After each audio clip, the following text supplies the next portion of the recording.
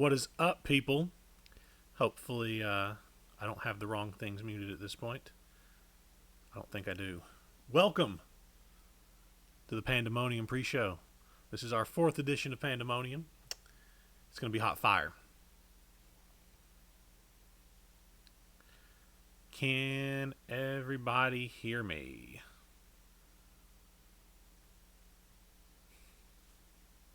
We'll go ahead and get our prerequisite Mountain Berry Blast Powerade plug-in. It's a sports drink with vitamins B3, B6, and B12. An advanced electrolyte system. It's glorious.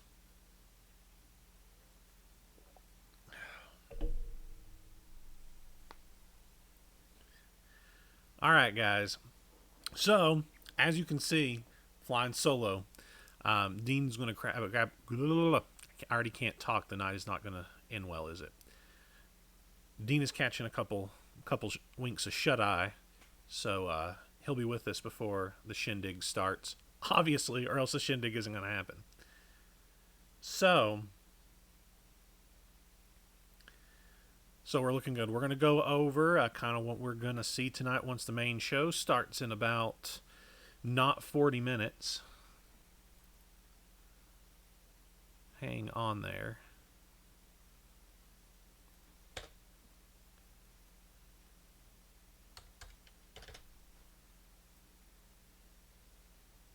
There we go. Apparently when I was testing it, I didn't reset my timer. So the timer should be accurate there on the bottom.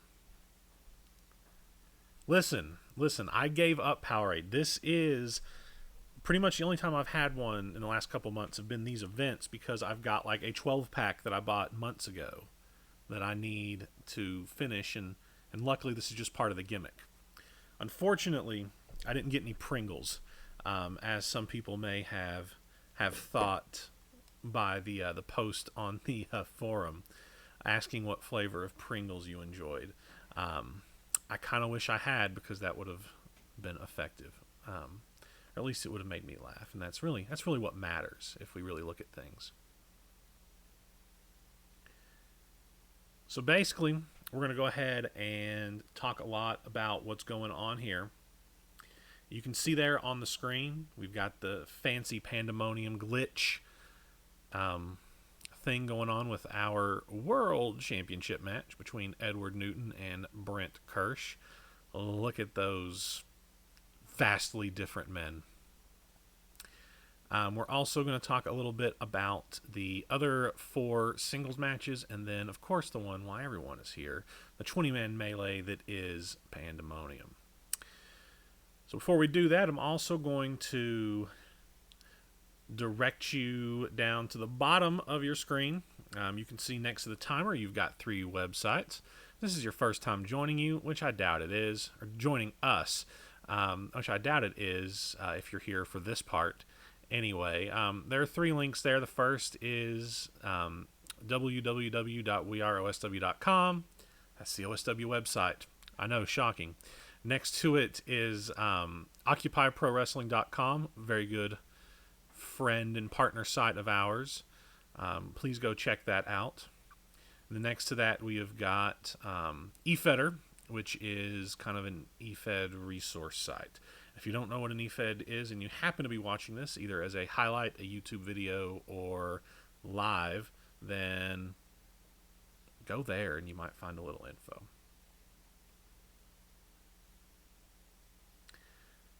All right. Plugs out of the way.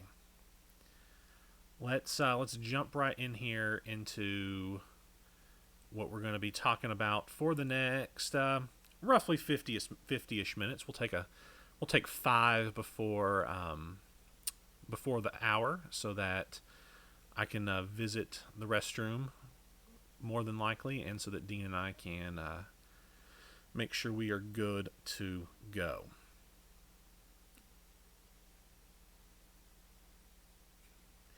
All right, so let's talk about our 5 matches. We're going to go ahead and start off with this one right here. We're going to go ahead and start off with the one on the screen, Edward Newton and Brent Kirsch for the World Heavyweight Championship. Edward Newton, I believe is at 42-0. That's what his forum signature says, so I'm assuming Mel's keeping it updated. He has never lost. And he's been with the Fed for well over a year. That character has been in the Fed for well over a year, so that's pretty darn impressive if you ask me. He captured the World Championship last year, defeating the Scarecrow, I believe, to win that. And he's been pretty unstoppable. Next to him, we have got the Enforcer himself, Brent Kirsch. 44-0, I've been told, or has been put in the chat. Mel, update your SIG, please. Brent Kirsch, the Enforcer, he's been a day one OSW wrestler, with the exception of a monthish that we thought he was dead and his son wrestled, who ended up dying, unfortunately. Brent Kirsch has been a mainstay in OSW since then. But really, this feud is not so much about the competition, not so much about the whole world title thing. It's very personal.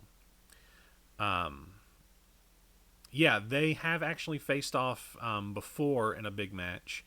It looks like there's some confusion. I believe it was Ring King. I'm going to take Dawson's word for it, that it was Ring King where this match took place.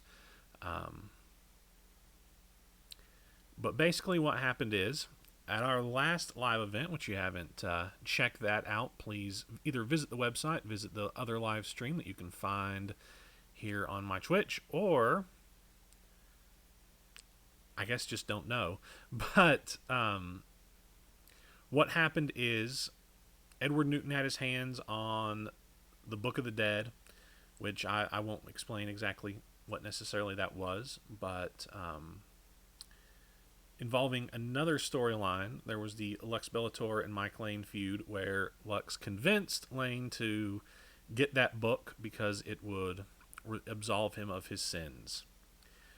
And so what Lane ended up doing was sacrificing himself and making things a little bit better, restoring some hope to the tap room. The tap room being OSW's venue, a temple of sorts warding in the evil. Everyone is trying to stop the apocalypse, which I have a feeling we're going to get a little more info on some more apocalyptic things tonight. Either way, since Newton started out with that book, and Newton really had been taken by the darkness, he saw a lot of benefit from it. And Brent, being friends with the younger Mike Lane, decided that it was Edward's fault. They had quite a beatdown with Brent going after Newton, but Newton, not being taken by the darkness anymore, is back to his old tricks. He even kidnapped Brent's wife just to show that he could, despite not really harming her. This feud is personal, yet it also has very important implications for the entire promotion. I wouldn't be shocked if the loser of this match wasn't in Pandemonium itself and did very well in it. And yes, last year was the triple threat match. I wanted to do a bunch of numbers and statistics for the Pandemonium match, but I didn't really get a chance to. So my bad on that. I do want to do something up on the forums tomorrow or sometime this week after the show is over, just because I think it will. Stuff like that's always interesting. But when we, yes, we do need a poster. It would look very good replacing my little SNES controller. But yeah, so that's the world title match. What do you guys think in the chat? Who do you think takes this one? Do you think the Riddler goes 45-0, which every time it goes up seems even more staggering, or does Brent Kirsch finally snap that streak and finally get the world championship he's never held? I think that no matter which way it goes, there are a lot of interesting things that are coming for these characters. Newton has become far more of a big figure inside the overall apocalypse storyline as time has went on, and Brent Kirsch has nearly been at the focal point the whole time. Let's see here. We got some Newtons. I haven't read any of their RPs, which that's the way it goes. I'm trying something new for this live event. I haven't read any myself. The only roleplay I've read is mine, and I read Danvers because it happened to be the first one up. And then I said, I'm not going to read any more just so I don't have any preconceived notions for this show. Ooh, prediction. Even if you are kidding, the prediction that Brent loses his life. You know, we did lose one of the founding fathers last month, and we've kind of lost one of the others during the course of the VHS cycle before this pay-per-view with the Scarecrow, which that's a whole nother issue that I'm really not sure how to go into that much, since there's still a lot up in the air and that we don't know. Although I think we all probably are expecting to see some sort of movement, even if not answers, but some sort of movement on that storyline tonight.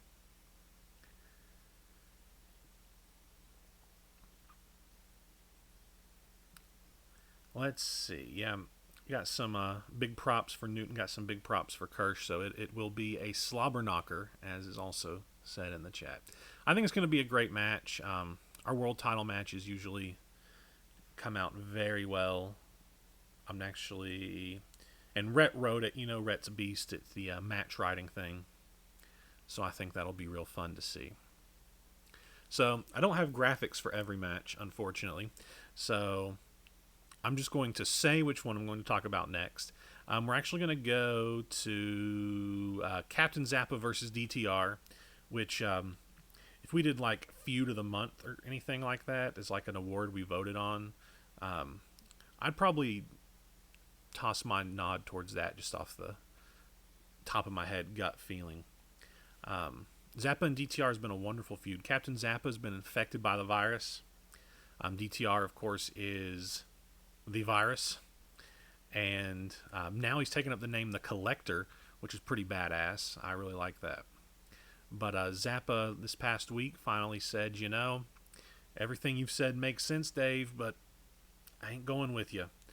Zappa's going to go do his own thing, which I think is a huge step for the captain, who, you know, maybe this is an oversimplification, but I feel like Zappa has kind of been not the main player in any of, like, he's been controlled or manipulated or somebody's buddy or what have you through most of his storylines. He hasn't really been like I'm doing this on my own, you know, screw the rest of you guys. So I'm really curious to see what happens with that, and if the Collector actually gets what he wants, that being Zappa's soul.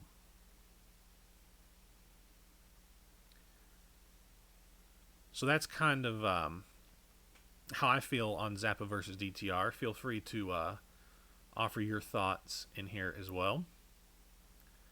And feel free to do that the whole time, because the chat is different from the audio stream, so I can react to what you guys are saying a lot easier if you say it whilst I'm doing it. Let's see, you can see someone dying tonight, which that's Zappa. Connection with the emote there. Yeah, I think I may have predicted Zappa to die in the predictions thread, just because I almost said no one is going to die, but then I'm like, come on, this is an OSW live event, somebody's gonna die. So, you know, Zappa seems like he'd be an interesting choice, but he also seems like he'd be an interesting choice that someone would want to get, or by someone I mean Lee Crowley would want in his army. So I think that might be an interesting plot development if he became one of the Revenants. Maybe I don't know how you would do this. Maybe just off the top of my head. Maybe he controls space.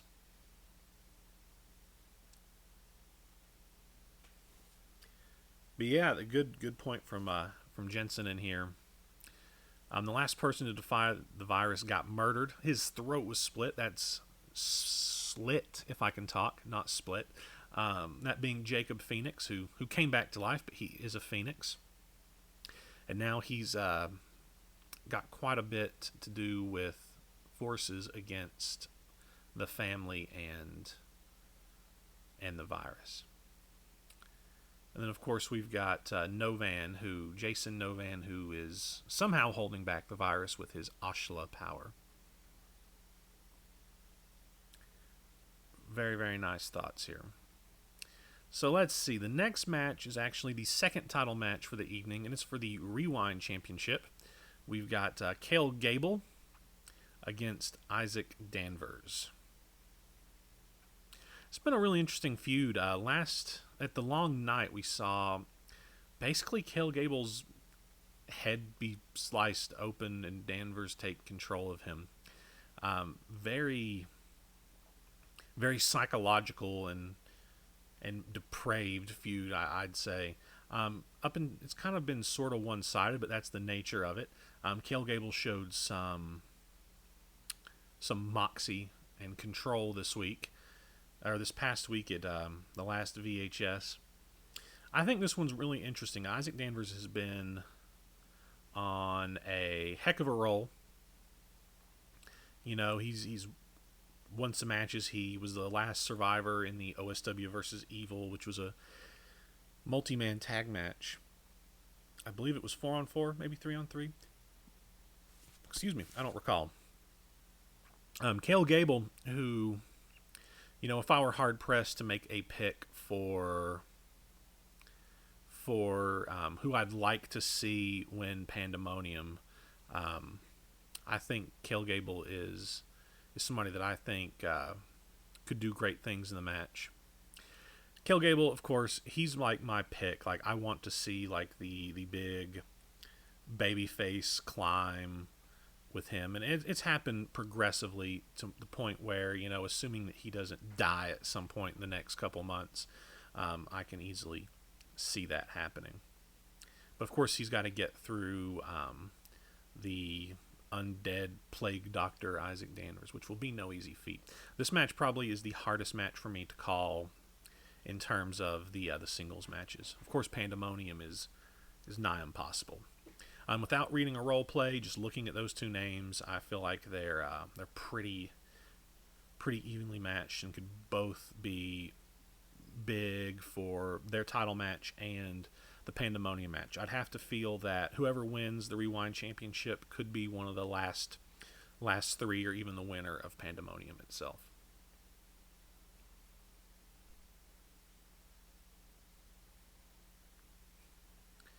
Which actually, it looks like Jensen is kind of on that same path, thinking that Gable and Danvers team up to eliminate everybody in Pandemonium. Then Gable turns on Danvers and reveals he was faking all along. The only problem with that is I'm not sure how you fake like the brain peeling back or the skull peeling back and all that stuff.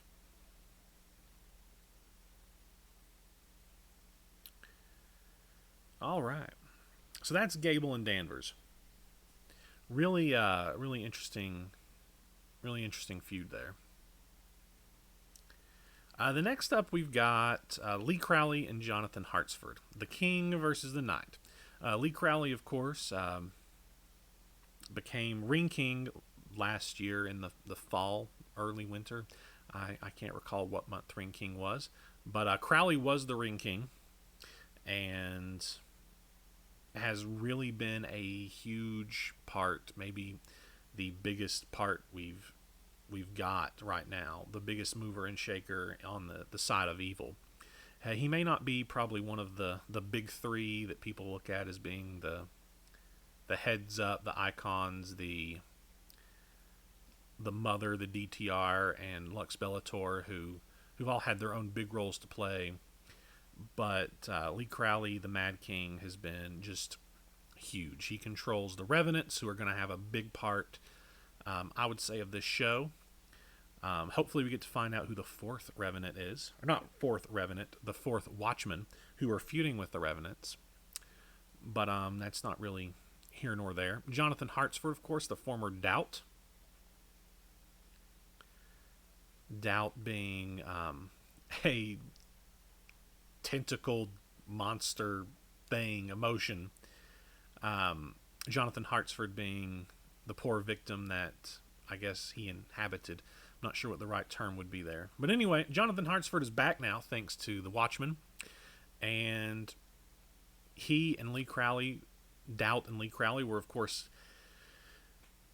probably, I'd say there's at least an argument, if not outright, I would say they're the first ballot Hall of Fame tag team we have, the most important tag team in OSW's history. They were Knock Knock, but Hartsford being a knight, he wants to save the king because only a knight can defeat the king, and that feud has been very cerebral, using all of their history and past. Very interesting thought from Jensen here. Lee determining how the end of the world goes, him and DTR being the linchpins. And, I can see that. I can see that they will have a massive part of it. They are actually aligned. There is the side stable. I don't think you would call it a side stable, but the family. DTR's stable, which also includes Creeping Death and Jensen Cussin, as well as those two. And, they were a unit before Noah was born, before all this happened, even though their purpose was for Noah to come about. I think that that alliance existing, as well as Lee having his army in the underworld, being the king of the underworld, it'd be pretty interesting. And yeah, Lux Bellator, which I'm going to talk about in a minute, I'd say he's got a pretty big role to play.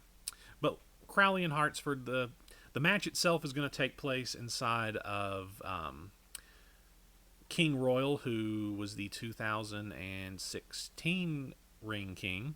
His throne room. Royal is not on the roster. The last we saw him, Helios was using his fire powers to detrimental effect. Whether Royal is dead or alive is up in the air, and who knows. You can take it however you want to. But they're fighting in that throne room. It has been warded against Lee being able to use his underworld-based powers there. So Hartsford got one over on the former Smiley. So it should be a brutal match. I hope it's a brutal match. And then we'll see what happens after that match is over. Before that match happens, we'll see if Crowley is able to be either defeated, saved, or what have you.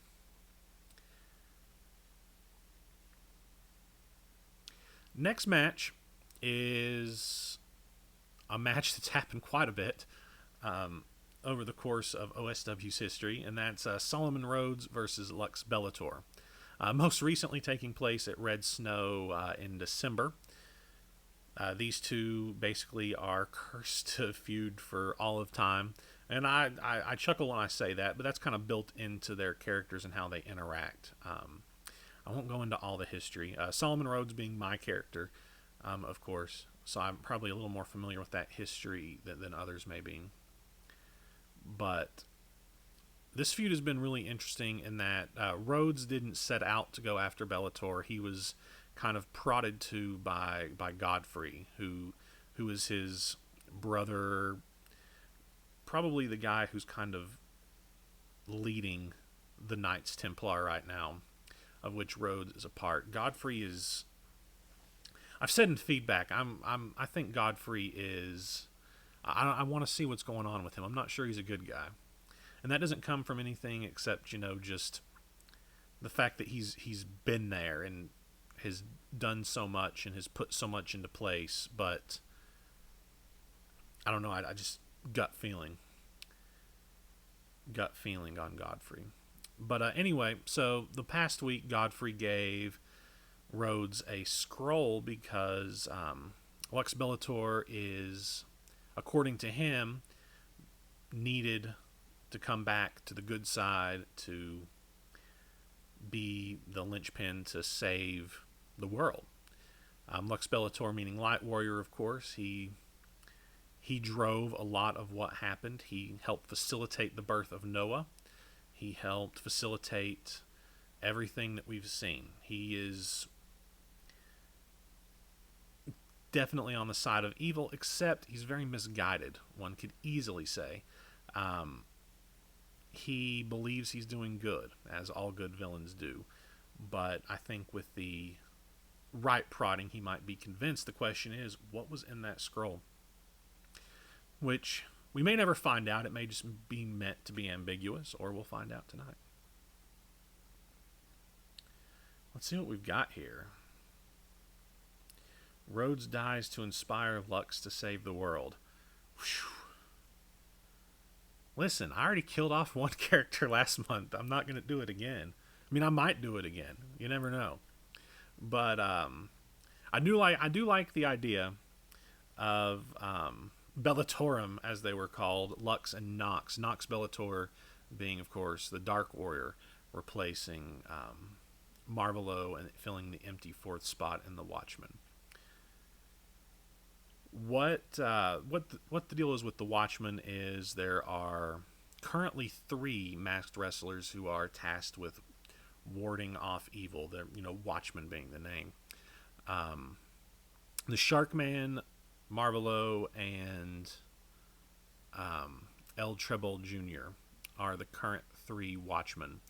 I'm not sure that Marvelo goes and is replaced or anything. Maybe somebody handles him. Maybe they don't. I don't know. I think that as far as stories go, everything is probably invested in having him part of the group. Although it's possible. I do think Lux Bellator or even Rhodes taking back up the mask as either Nox Bellator or Lazarus, or if you really want to go back to pre-OSW, he can take up the mask and be Darkwish again. But I think that one of those two would be a pretty neat fit in the Watchmen. My personal guess for the fourth Watchman, I'm probably not going to share on the chat, simply because it's related to something that nobody else probably heard. It was a comment that nobody else has heard. But anyway, let's see. We got some speculation on what happens after Judgment Day. Does the world end? Do we see a full reboot? Or do we even go to space? I like that. I think that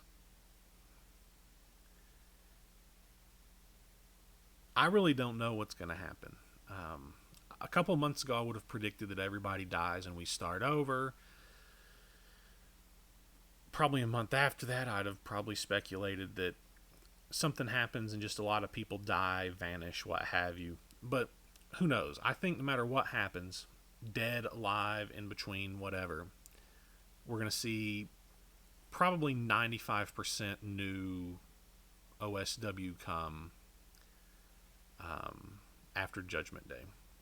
I know we're going to be getting new logos, kind of new show layouts, as far as graphics and stuff. So it's really going to be an overhaul, and it looks pretty awesome. But yeah, I'm really curious to see what happens with that. I think that I don't know. Part of me thinks that it would be neat to just nuke everything, but on the other hand, I think that you want to have 1 or 2 survivors. People left to tell the tale.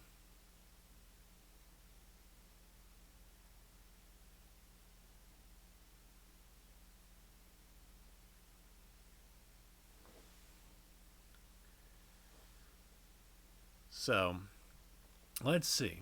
I don't even know if I talked about Rhodes versus Bellator in terms of wins and losses. I don't really have an opinion on that. I mean, it's my match. I'd like to win, but Obviously, Hayden's been putting out great work recently, and I wouldn't be surprised to lose. So, I think that it should be a good match either way. Um, who's writing that? Zach, you wrote that. It better be good. Um,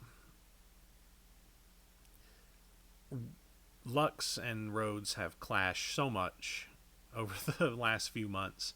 Um, they were the finish of the invasion match. Involved both of them. So I think it'll be pretty neat. I do see something in here that I want to address. Whoever wins Pandemonium will probably be one of the few survivors. I'm not so sure. Based on comments in one of the threads in the forum somewhere, I don't know how the Pandemonium winner is going to get their shot at the world title, but I don't think it will be. I don't think it'll be necessarily standard. I would say that I wouldn't be surprised if maybe just a random VHS between now and Judgment Day, or is a bonus match at Judgment Day or something, that match took place. But who knows? Well, Dean knows. I don't know. And of course, Chip will grab the nature of the universe by the balls. That is in stone. So those are the 5 matches. That'll be contested. There's only 6 matches on the card, but of course one match is going to be huge. Pandemonium will be a long match. Probably at least over, I'd say, 6,000 words. Just because I think that the last one was between 6,000 and 7,000. So, and Dean likes to top himself. So, that match, Pandemonium, is 20 wrestlers. 20 combatants. I think I can just say 20 men because I don't think there are any. Nope, Gaia's on the roster. So I can't just say men. We've got 20 wrestlers who will be competing. We don't know who any of the 20 are.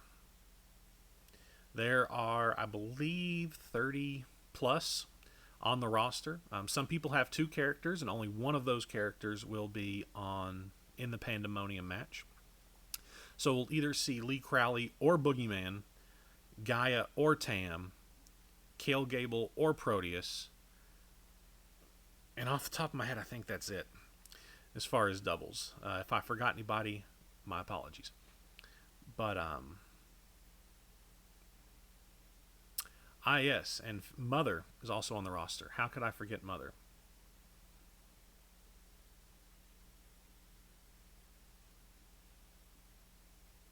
I'm an idiot. I forgot Mother.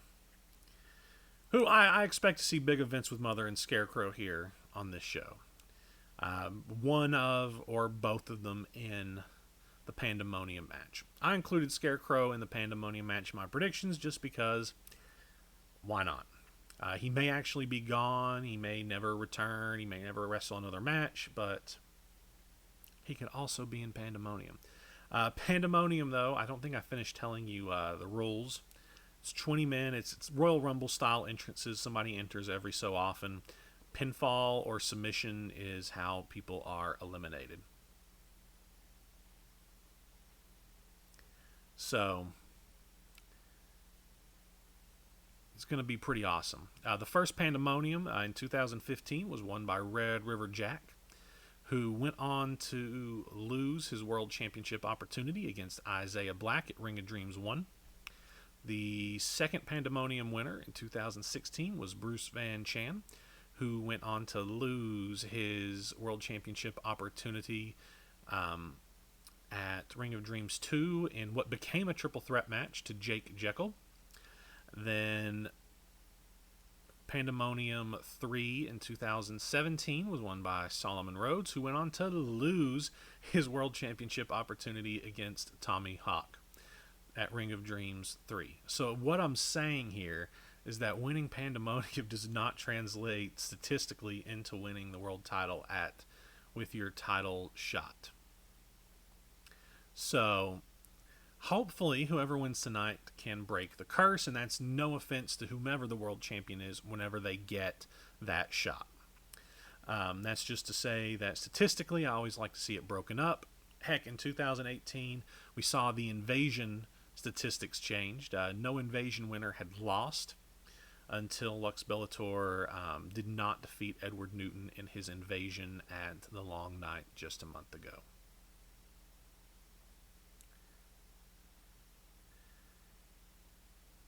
So, handler wise, probably the toughest thing about Pandemonium is figuring out how to roleplay for it, at least in my opinion.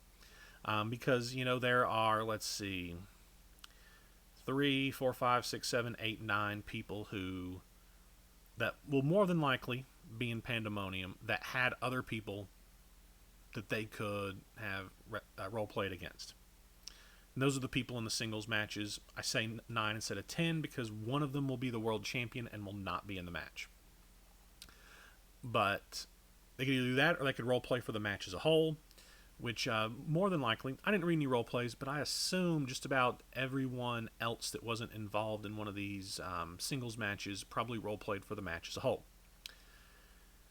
We've seen 2 out of 3 of the previous Pandemoniums where that was the win, role playing for the match itself instead of a single opponent. Rhodes and Jack both won role playing against the match. Neither of them had another match at Pandemonium. I don't think, anyway. As far as Jack, I know Rhodes didn't. I think Jack did not either. Bruce Van Chan was actually facing Red River Jack at the second Pandemonium, and his role play against Jack, which was really good, which was I think it was something about walking with somebody behind you or something like that. I probably should remember that a little bit better, but it was a really good role play. Excuse me, and he won. So we'll see what strategy plays out.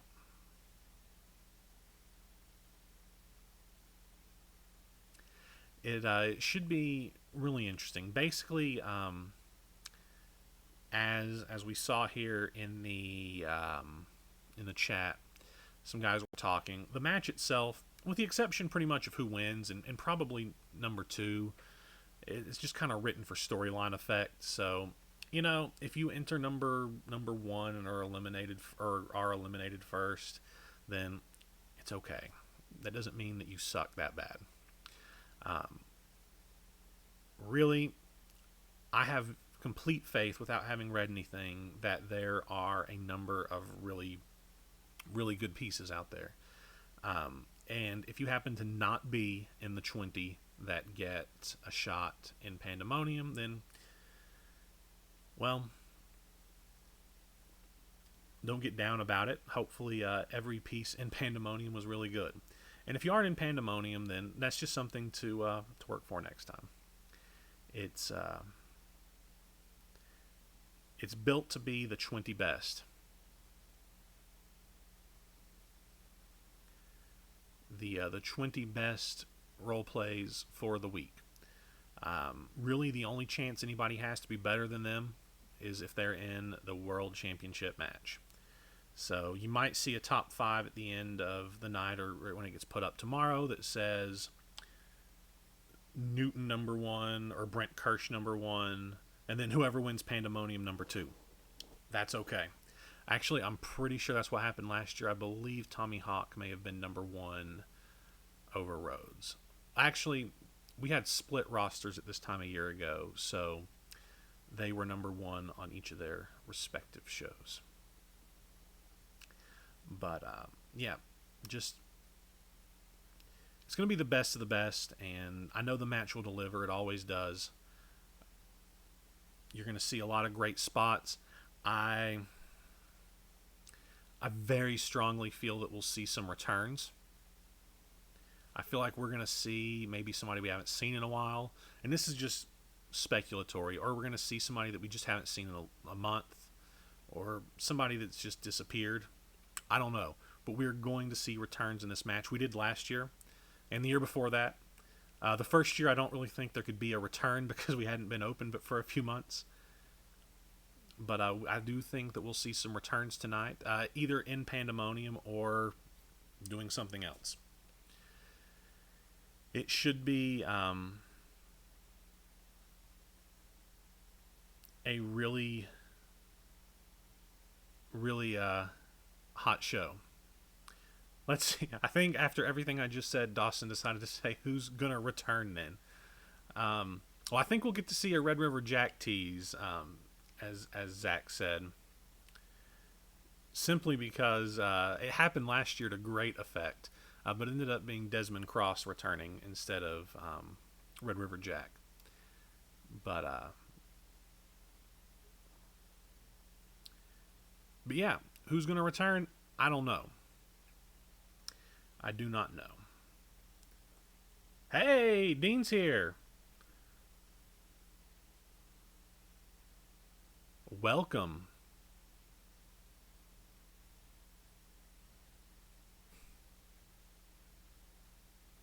Let's see. Just going to get ready to go over some of these questions. And I figure I'll answer maybe in a little better detail than I would before, just to kind of take us through here. The first question asked on the forum was 7 hours to go as part of the countdown.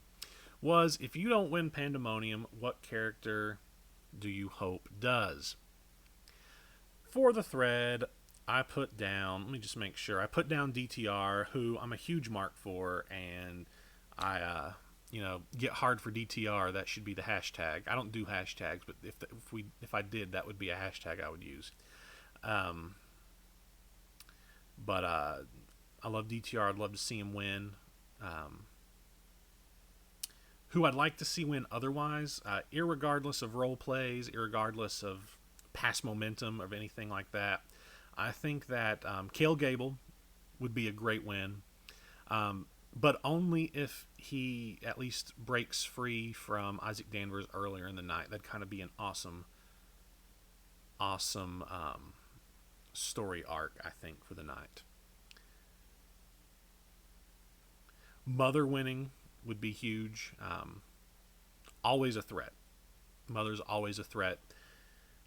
She can beat anyone on the roster. Crowley, who had a huge Ring King, who's had a huge time since then. This would be a huge cap on a 6-month time period if it does fit within 6 months. Once again, I don't remember when Ring King was.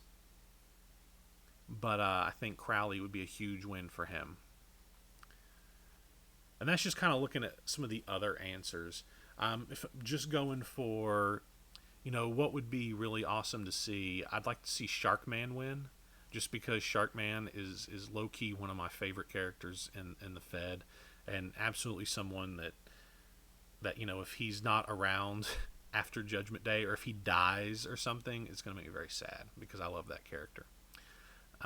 Ever since he's been Axel, I've had a pretty soft spot for the character. I remember writing some of the early Axel the Shark segments, and whenever he was the kids champion.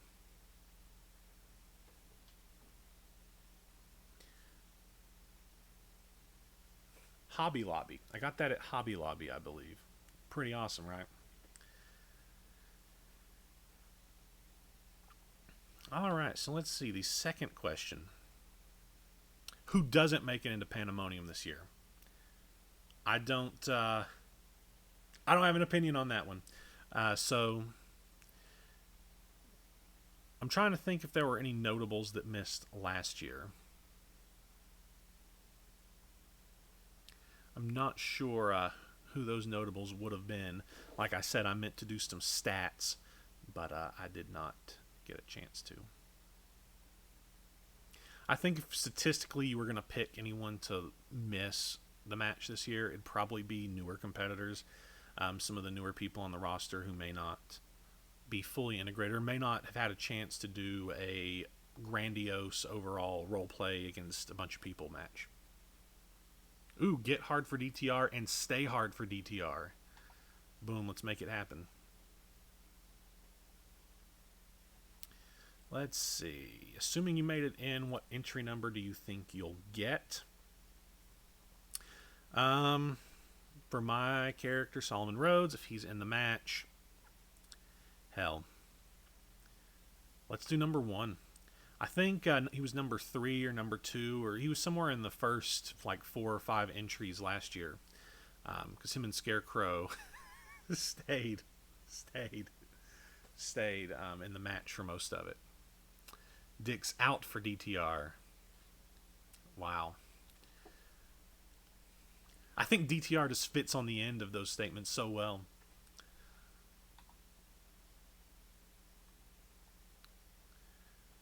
Let's see. The Iron Man of the Pandemonium match.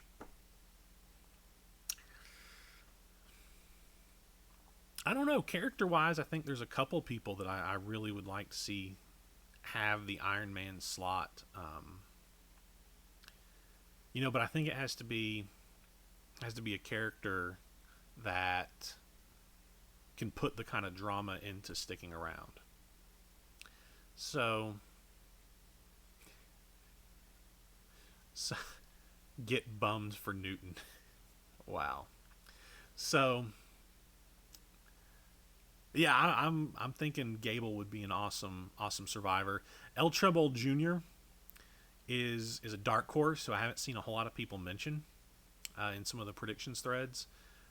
Obviously, once again, haven't read anything, but he's been putting out some badass work lately, and I think that Treble is, if you aren't looking at him to go far in this match, then you might be looking in the wrong direction. El Treble Jr. is, I don't even know if he's a dark horse, but he's the under thought of win choice. Let's see, if Newton is 44-0 right now, if he wins against Kirsch, he'd be 45-0. For him to go 50-0, he would have to be booked for all 4 VHSs before Judgment Day and Judgment Day and win all of those matches. That almost is too perfect of a way to round it off. But we'll have to see how that plays out.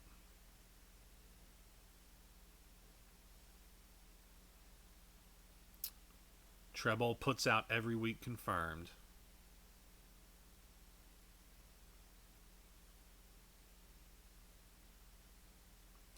Let's see. We got some plugs for Aeon in the match, or Ion. I'm probably going to say that probably the incorrect way the whole time. The Time Lord, or Time Master, I guess would probably be more appropriate. Because I don't watch it, but isn't Time Lord like, isn't that Doctor Who? I don't know. Never seen Doctor Who. Well, seen a little bit of Doctor Who. Wife watches it.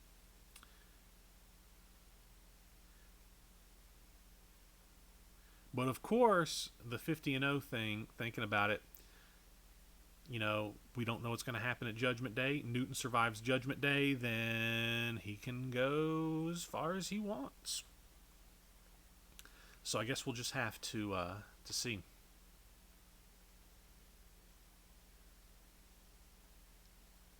Let's see. Who do you think gets spots 1 and 20? I think that spot number 1, I really wouldn't be shocked if it was, I hesitate to say, but a bigger name. Somebody who's been in the main event matches over the last little bit, a Crowley or Mother, someone like that, someone that's in a big spot. Lux Bellator. Number 20, I think, is going to be a return. That's one I feel fairly confident in. Somebody that we're not expecting, maybe number 20.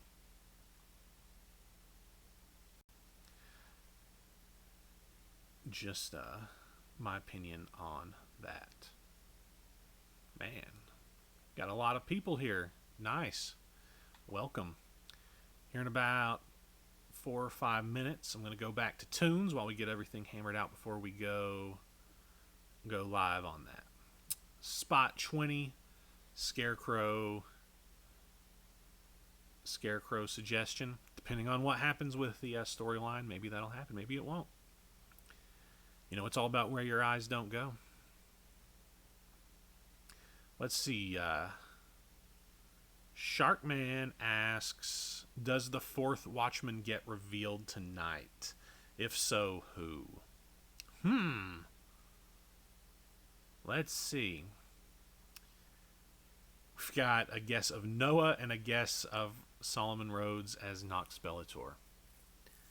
That Noah guess is interesting.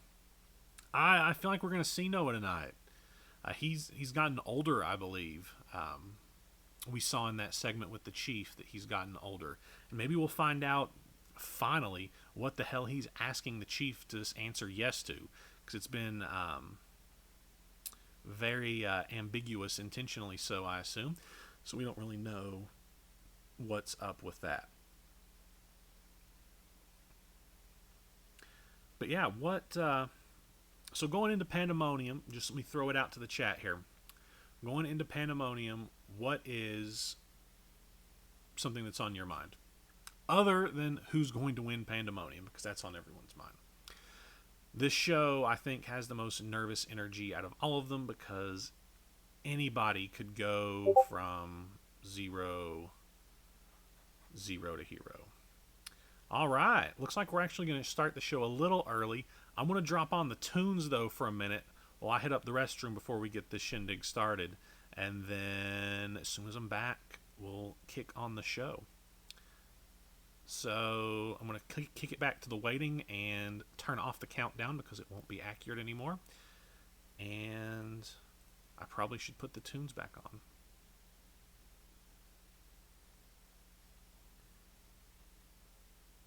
But I'll be back shortly.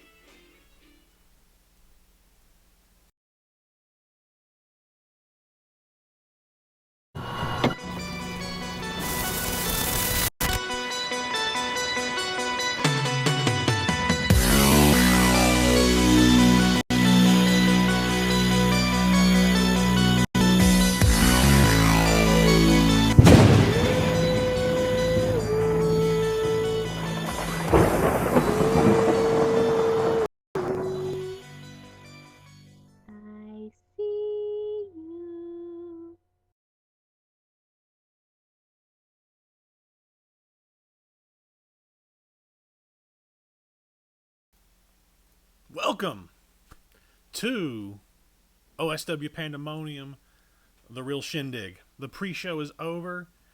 It's time to get it on.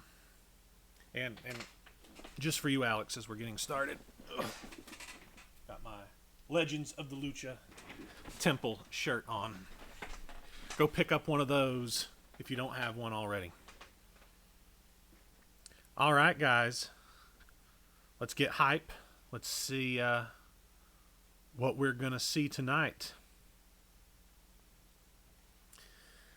Let's dive right in. We're starting off hot with the Watchmen with a segment entitled Red. We've got Treble, Sharkman, and Marvelo here. Let's jump right in and see what's going down with our fine Watchmen.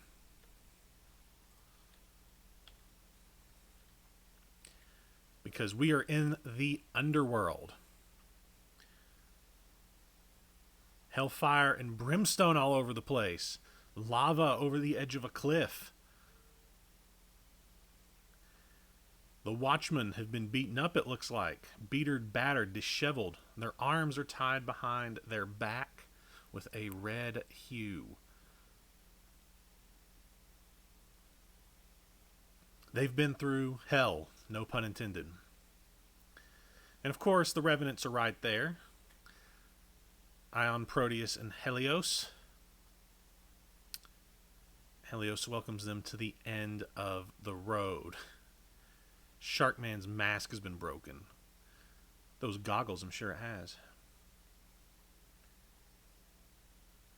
You won't keep us down, you won't stop us. They keep watch of OSW.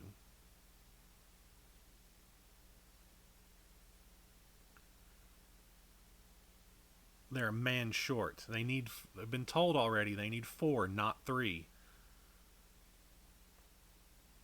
But Treble isn't going to deal with it. They take their freedom, their bodies, but they'll never have their souls. They belong to something far greater than both.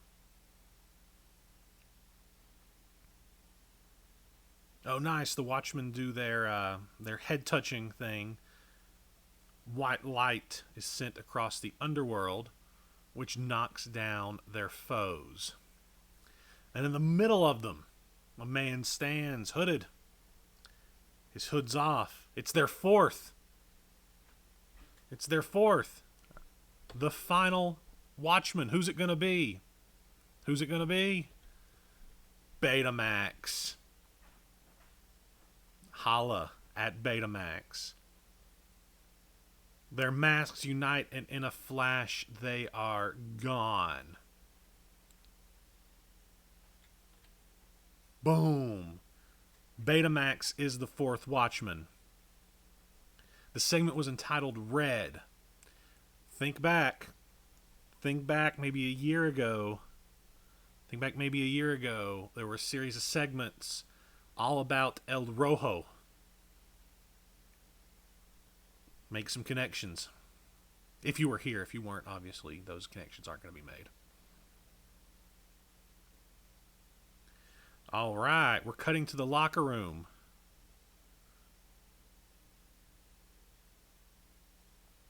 Only it's not a normal locker room. Been discarded to history.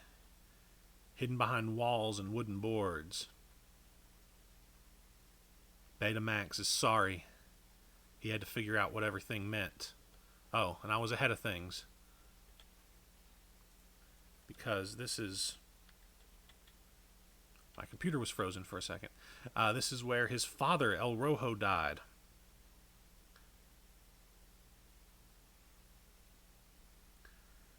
Spent his entire life convinced he hung himself because he lost his mask. He told Nigel, King Royal at Red Snow, that his father died for this temple in a battle of good and evil, and he did. Because he was a watchman. Just like Sharkman, Marvelo, and Treble's fathers. He put his mask on the line to save the temple, but he lost. He thought he hung himself out of shame, or at least that's what Betamax thought. It wasn't true. He was murdered. They stole his mask, and it wasn't until years later that it was given to Betamax.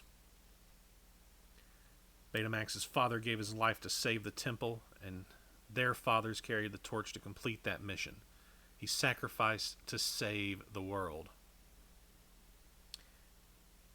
And if they must, they'll give theirs. The Watchmen are finally complete. They got 4, so now it's time to see what they can do. Awesome segment, guys. That's just badass. We've been waiting to see who the last Watchman would be. For it to be Betamax, who we haven't seen since the events of the Revenants taking out Royal and Never Dead Dan a couple months ago. So much lore goes into this, so much history. El Rojo was 3 segments last year. We saw kind of this all play out. And it just kind of goes to show the seeds of things being planted so far in advance. Beautiful. Beautiful. So what do we got up first? Oh, man. What? All right, guys. Moving on. We've got a match. Are we ready for the match?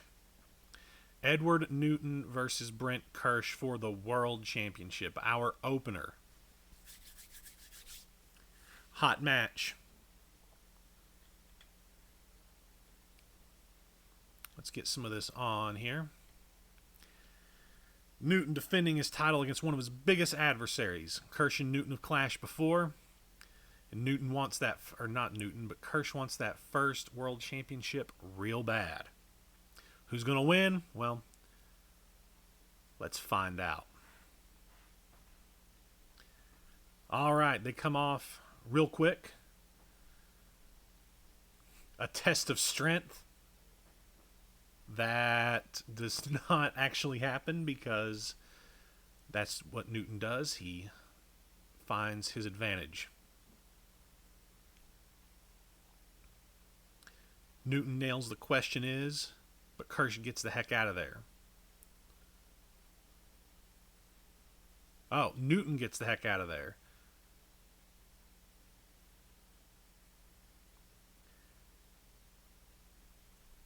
The ref tries a count, but Newton just walks around taking his time. Mind games from the Riddler.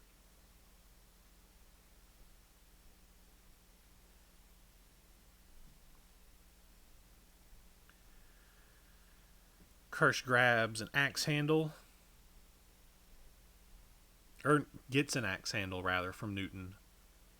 Who's being tricksy in this match. Taking advantage of the rules. Just the way I like to see our Riddler. Slimy and cheating. The ever non-cheater, because I can't think of words, Kirsch staggers Newton, forcing him to relinquish a German suplex attempt. Ooh, Kirsch gets a camel clutch. Great move.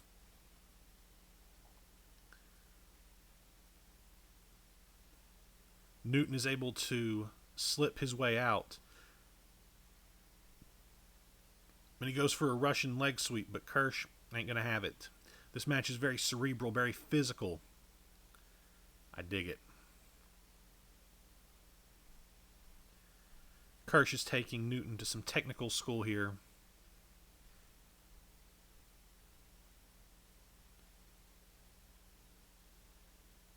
But Newton sends him on into the apron. They're outside the ring. Kirsch took him over with a with a big clothesline. Great writing here. Believe Rhett wrote this one. I believe Rhett wrote all the matches, but Pandemonium and then 2 others, which is only 3, I guess. We get our first cover coming up. Oh, no, it's not a cover. He's slamming his head into the mat. Newton is slamming Kirsch's head into the apron. Oh, he's got a microphone. Oh, he tells a riddle in the middle of the match. The one who makes me sells me. The one who buys me never uses me. The one that uses me never knows he is using me. I don't know the answer to that riddle, but we'll find out, I hope. And then he slams Kirsch his head back into the apron again. It's a coffin.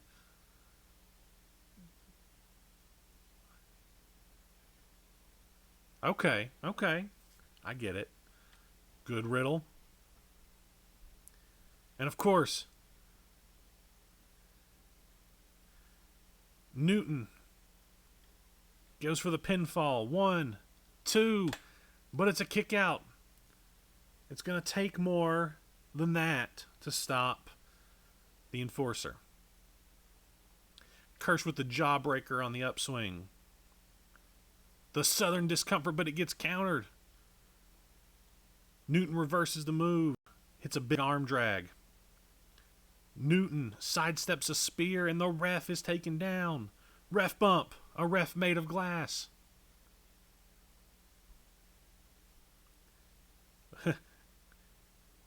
Newton gulps at the sight of Kirsch coming after him. Brent's just been trying to get at him, and now he's getting a shot. They head outside of the ring again. But a low blow from Newton. He may have ensured no further children for that one. Newton grabs a table.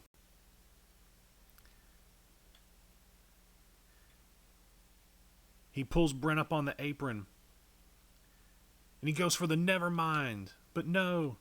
Brent grabs the top rope. Newton falls.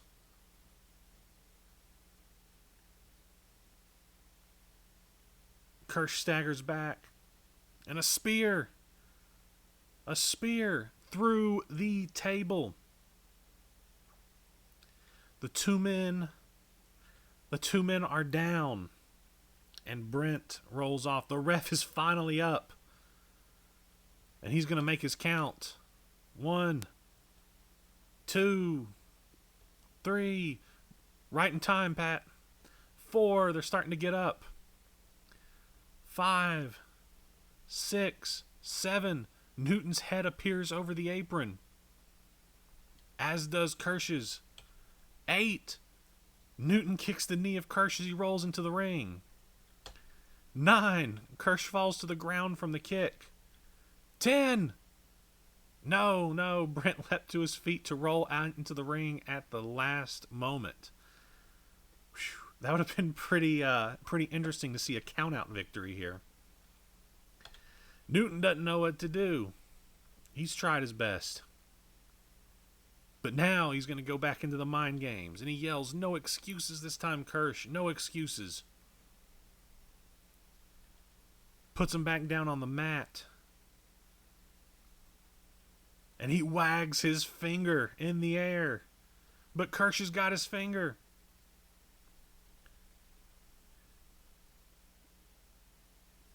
Newton gets pulled back. His joints manipulated by the Enforcer. A vicious uppercut. The Southern Discomfort. He actually hits it. Shoulder breaker into a pile driver. Newton is down. 1, 2, 3. No. Newton powers out at the very last second. Let's get it going. The crowd is booing. They thought it was a 3, despite the ref's insistence that it wasn't. Kirsch is back up. Newton is back up. He's a resilient man. And he puts his dukes up in a mocking motion. Great line. Big boot. Newton gets knocked down. And Kirsch goes over and puts him in a pinfall. But Newton with the small cradle. 1, 2, 3. No. Brent managed to kick out at the last second. Kirsch staggers up to his feet, as does Newton. A headbutt from Kirsch to Newton. He goes for the Southern Discomfort, but he gets countered with the Never Mind. Kirsch tried for his finish, but Newton was too slippery. He nails the DDT. Newton with his finish on the cover. 1, 2, 3. Edward, no, he hasn't. Kirsch got his foot on the rope. Newton is not happy.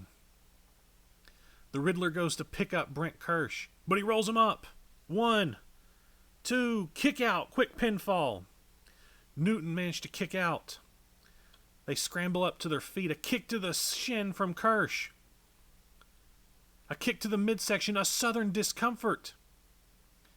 Kirsch isn't going for a pin. He yanks Newton back to his feet. And a second Southern Discomfort. 2 in a row. Kirsch hooks the legs as he goes for the pinfall. The crowd is hot. 1, 2.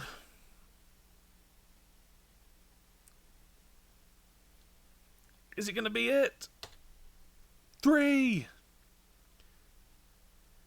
Brent Kirsch has done it. The Enforcer has managed to defeat Edward Newton 44-1 to capture his first OSW World Championship belt here tonight. There are tears in the eyes of the Enforcer. But no, Newton has his finger on the bottom rope. The ref has just realized it, as Brent didn't even feel his body move. The ref has told him no. Brent's confused. The ref is telling the ring announcer, it's not over. The low blow. Kirsch is down. Don't do it. No more excuses. Newton says no more excuses. Excuses. And he hits the Never Mind. Newton hooks both of the legs. 1, 2, 3. The match is over. Newton has won 45-0. Kirsch has failed.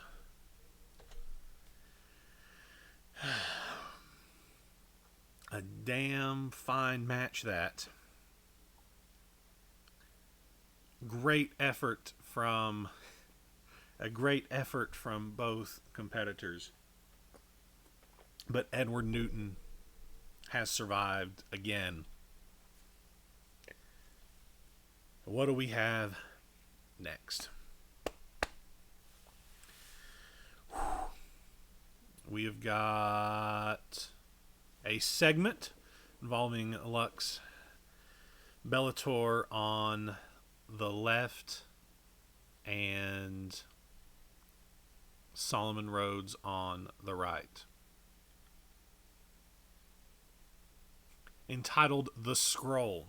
And apparently Newton is 44-0. Whoever told me he was already 44-0 in the pre-show was wrong.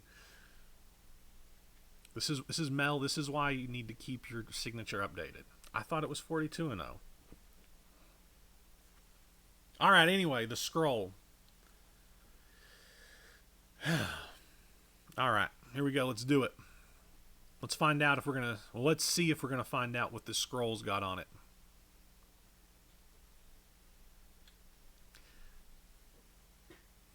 Lux Bellator sits in his place of solitude, his sanctuary. He's reading the scroll.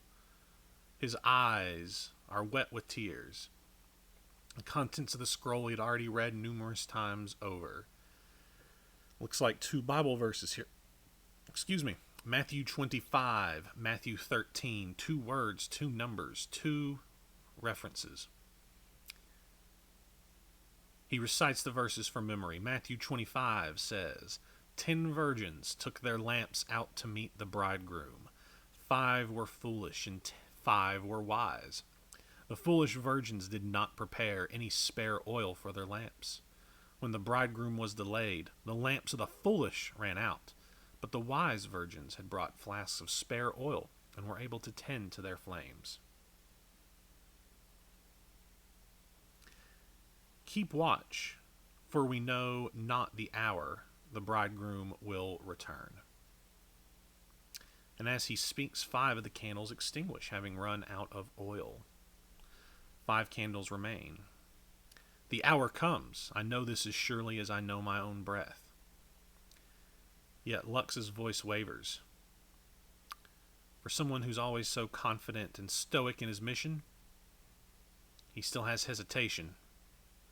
Something about the extinguishing of the 5 candles. Now he has a seed, maybe even the same seed that Godfrey placed before Solomon when handing him the scroll. But this seed is old, weathered and scratched from years of being carried on Lux's person. And now he's going to read Matthew 13, the parable of the sower. A farmer went out to sow his seed. Some fell upon the path and was eaten by the birds. Some fell upon rocky ground where there was little soil. The shoots sprang up quickly, but were soon scorched by the sun and had no roots. Other seed fell among the thorns, which sprang up and choked the plants. And some fell on good fertile soil, which produced a fruitful crop, yielding many times what was sown. At that, Lux places the seed into the palm of his hand and turns the scroll over. 2 more phrases are on the back. We do not know the hour.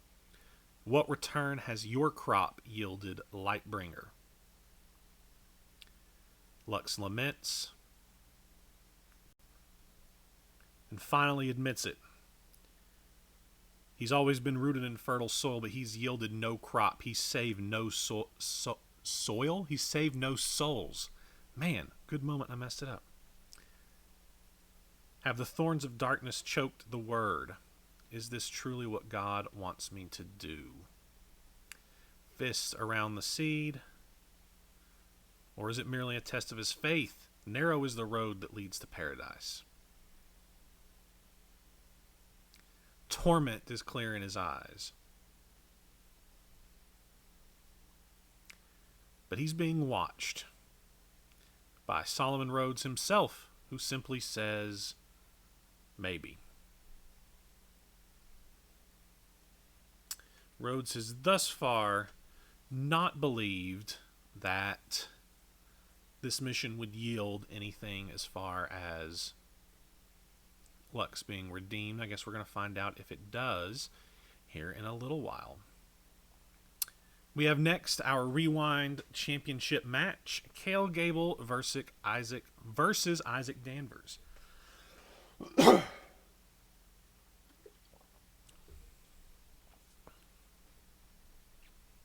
Let's do it. Our second title match.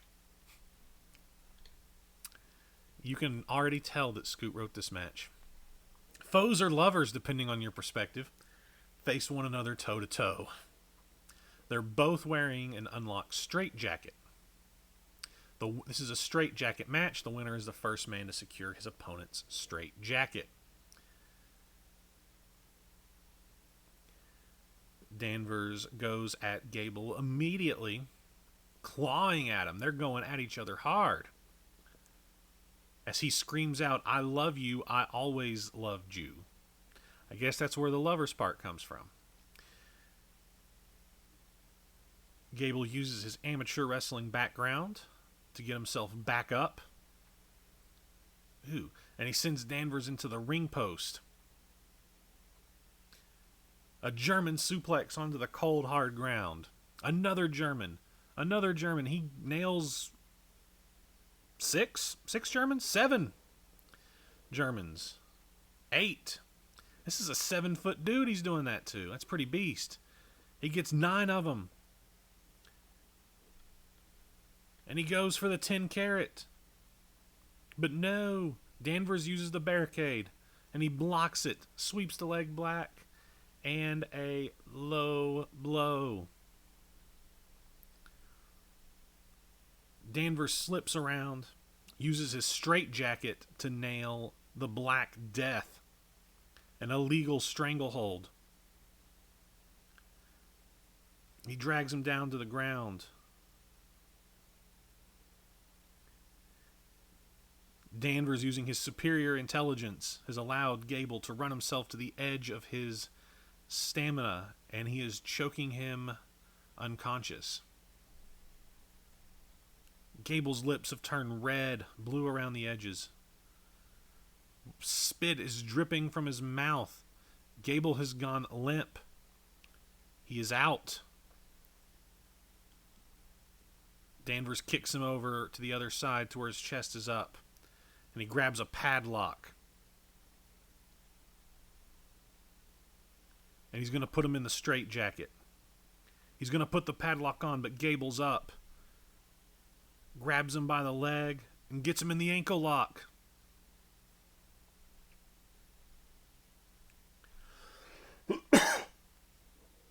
Gable's got it locked in. Danvers is crawling all over the place. He goes underneath the ring, pulling Gable, whose head is up against the ring apron. Danvers wraps his body around the ring post. Ooh, and send Gable's teeth right into the rim of the ring apron. His mouth's filled with blood. Brutal. Danvers goes for a punt, but Gable grabs the foot, nails a waistlock. He completes the 10 carat, the 10th German suplex. They're down. Both men wore out. Gable's bloody. Danvers can hear ringing in his ears. They both get up. Danvers charges. Gable goes for the golden parachute, but gets hit with the cure, the vicious elbow to the side of the head from Danvers. Gable's head is busted wide open.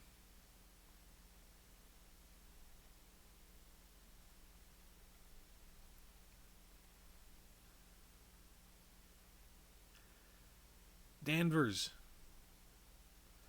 tries to pick up Gable, but Gable gets the kick, the stalling suplex. What is Gable doing? He takes Danvers' mask back and presses his face onto Isaac. Is he kissing Isaac Danvers? Gable snaps the mask back over Isaac's face. Was that a kiss? Interesting development. And after that, he locks the padlock, puts the straitjacket on. And for the second time in a row, Cale Gable has defeated his arch enemy, retaining his championship. Cale Gable for the win. Congrats to Gable on that, retaining the championship. We've got a segment to follow that.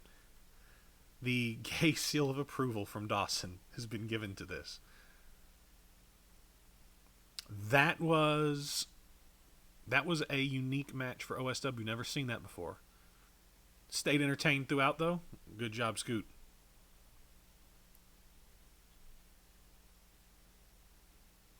Very good. Next segment's between these same two characters following up the match. It's entitled Mania. As the match finishes, the taproom rumbles. Quietly at first, and the sound grows, and so too the tremors. A hole opens up at ringside, and from the hole comes blood-curdling screams. A man and a woman, their faces branded with the letter C. Gable's mother and father, on Mother's Day even. Very good. The straitjackets are gone. Gable gets Danvers and hits him with the puplex. Cale Gable is free. His eyes have returned to normal.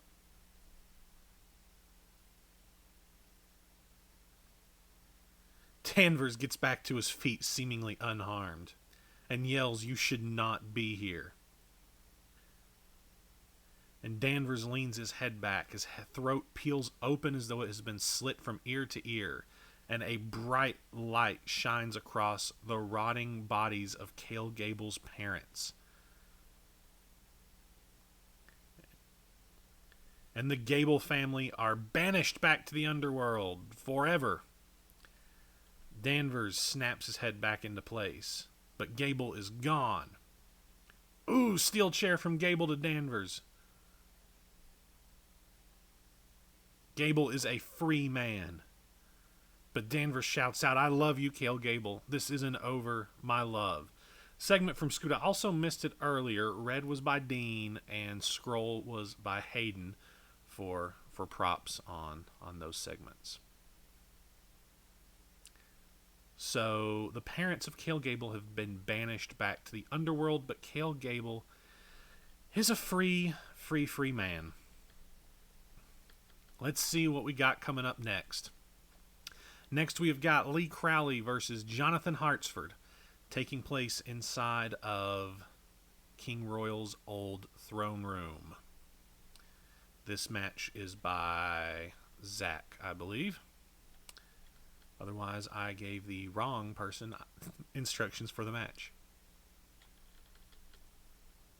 Friends come and go, but brothers always stay by our side. And there ain't been no brothers like Lee and Jonathan. Cured of his doubt, Jonathan looks to free his brother, but will Lee take the hand of the only friend he's ever known? Or will his uncertainty be his demise?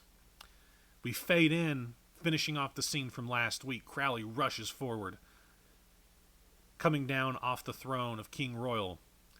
He throws a massive right. Jonathan dodges it.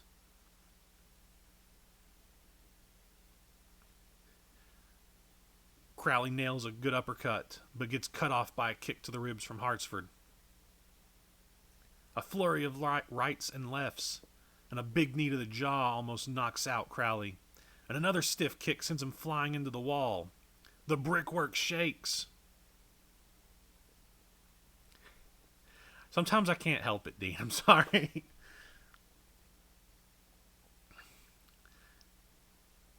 Where am I at? Okay. Hartsford staggers back onto the throne after a shot from Lee, and he goes for the Chelsea grin, but Hartsford moves out of the way.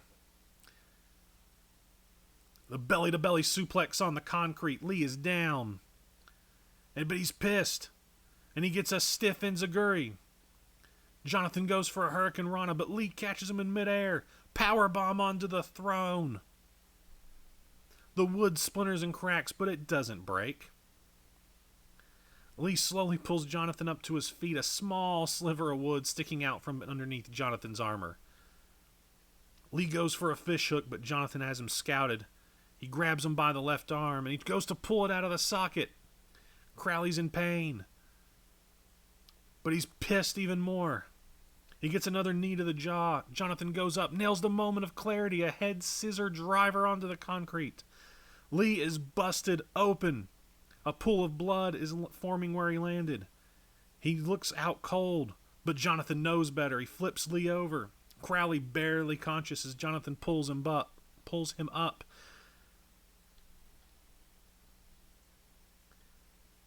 "Please, brother, I give."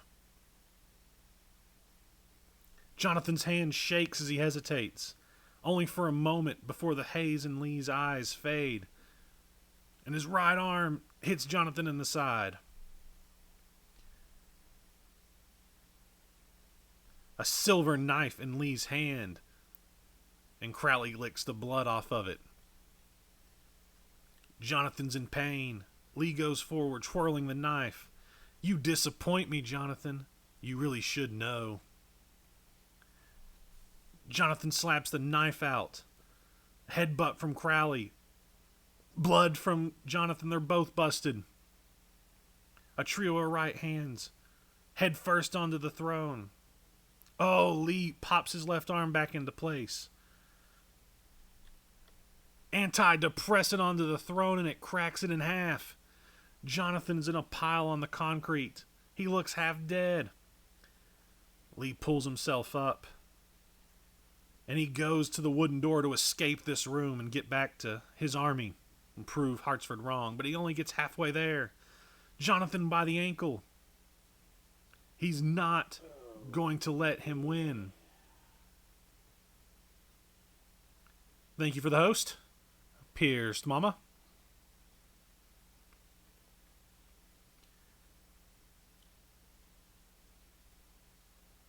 Crowley lets Jonathan pull himself up, but Lee kicks him away. Crowley sizes him up, but Jonathan moves and Crowley spears himself into the wall.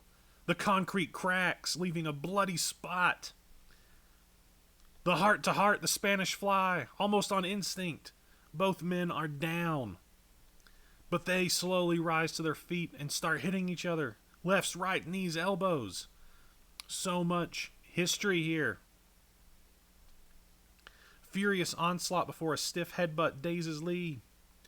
Hartsford gets him up onto his shoulders and hits in a heartbeat. Jonathan sends Lee crashing to the concrete floor, but he's not done. He mounts him, rights and lefts. Lee has a massive smile on his face as Jonathan lifts Crowley up to his feet, and he spears him through the wooden door. But Lee hits the floor first. Crowley somehow wins. He got his ass kicked, but he still won the match. Crowley escaped the room first.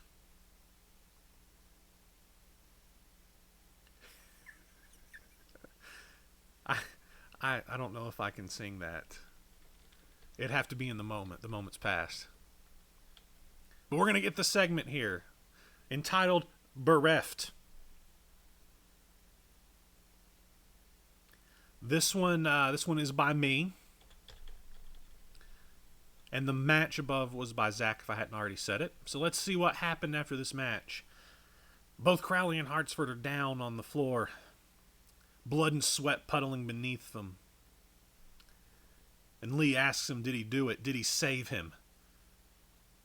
But Hartsford, he's not giving up. He says to end the war, yield, give up the throne, close off the underworld. And he holds out a hand. But Crowley says he never got it. There never was any saving him. Royal had a kingdom to protect. Terminus had a charge from a god. Even the masked watchmen have an ancient creed to uphold. But he asks Hartsford, what do you have? And Hartsford replies he has hope. But Crowley doesn't really like that. He just laughs at him. A knight without a king, a warrior with no one to point him at something. Hartsford's bereft of title, of land, of purpose, and now he's bereft of the only person who would ever tolerate him. He says, you and I were once brothers, so take your hope and go in a different direction. Go fight a new war. Don't come for me or my throne, or you'll be kneeling at my feet as one of my dead. You are nothing, John. The emotion should have killed itself rather than let you come back. You're not worthy of the title knight.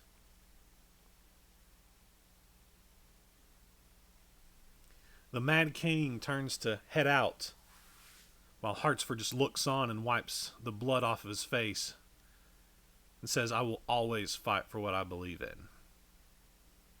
And they walk in their own ways. Former partners, now bitter enemies, will either pull the other to their side. Very interested to see where Crowley and Hartsford go from here.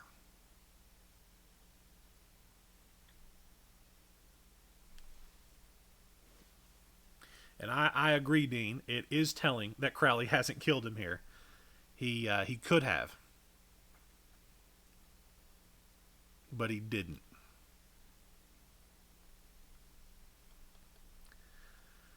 Whew. The thing about Pandemonium is all the matches are hot and built.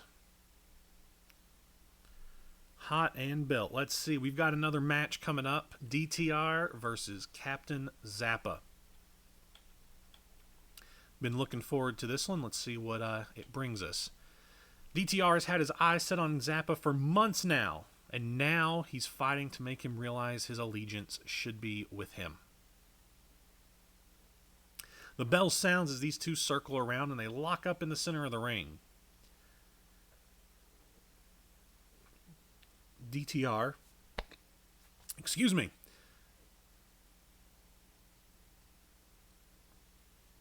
DTR grabs an advantage after a little bit of Zappa offense, hitting a jawbreaker. Zappa nearly bites off his own tongue. DTR uses the beard for an advantage, punching Zappa in the face. A knee to the head. Simple but effective. DTR continues talking trash, berating Captain Zappa. The collector is going to get his due. DTR gets to his feet and extends those arms out, Raven style. And he kicks at him, but Zappa covers his face. Zappa gets up to his feet, goes for a spear. No, DTR goes for the spear. I read that wrong. Zappa drops to the knee and gets a backdrop. And gets hit with the mother of all backdrops. Well, that was the mother of all backdrops. Sorry. Zappa leaves into the cover. 1, 2. No! DTR gets his shoulder up. Zappa's in a little bit of a huff. Goes for some strikes to DTR. Zappa pulls an arm away and drops a boot square on the back of DTR's head. Curb stomp, it looks like. Zappa gets to his feet and takes DTR up to the top turnbuckle. Open-handed slap, the ultimate disrespect. Goes for a suplex off the top. But DTR pulls him in and bites his nose. DTR won't release it. Blood is spewing from the nose. Zappa falls back, clutching his nose in pain. DTR's got a crimson beard. The lights out leg drop, the guillotine to the head of Zappa. DTR rolls him over and grabs a pin. 1, 2, 3. No. Zappa got his foot on the ropes. DTR's pissed. He spits blood onto Zappa. The virus contemplates his next action and beckons Zappa to get up.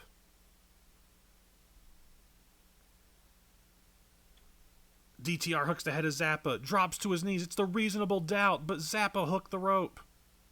He's still standing as DTR realizes his error. A DDT from Zappa. He goes up to the top rope. I believe there's a typo. Zappa does not size up Zappa. He sizes up DTR. But he nails Zeta Varium. No, to the knees. DTR got the knees up. Both men are down. They slowly get to their feet. Zappa with a headbutt. This is a pretty badass little match here. Full of hate. I like it. Zappa's face contorts into pain. Zappa gets him and goes for the jumping pile driver, the laughing hyperdrive. DTR is out. Zappa doesn't hesitate this time. Straight to the top rope. The Zeta Varium. But DTR rolls out of the way. Zappa's knees slam into the mat with his full weight. DTR rushes forward, grabs the head. The reasonable doubt. DTR makes the cover. 1, 2,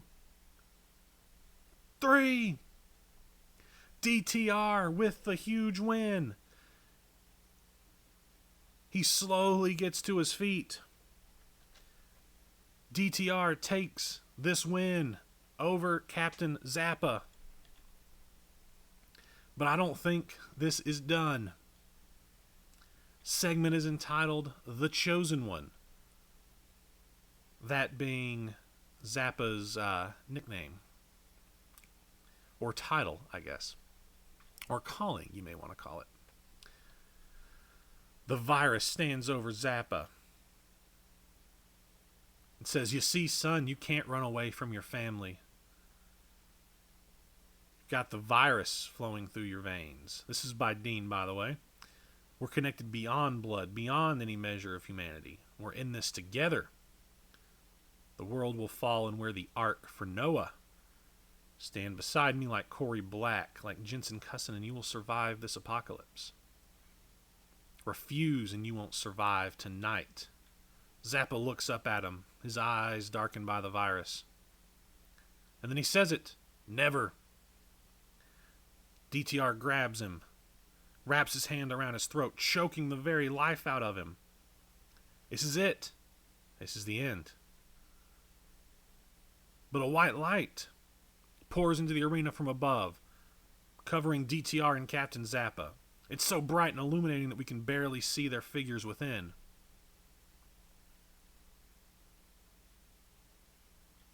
Zap! Just like that, the light is gone.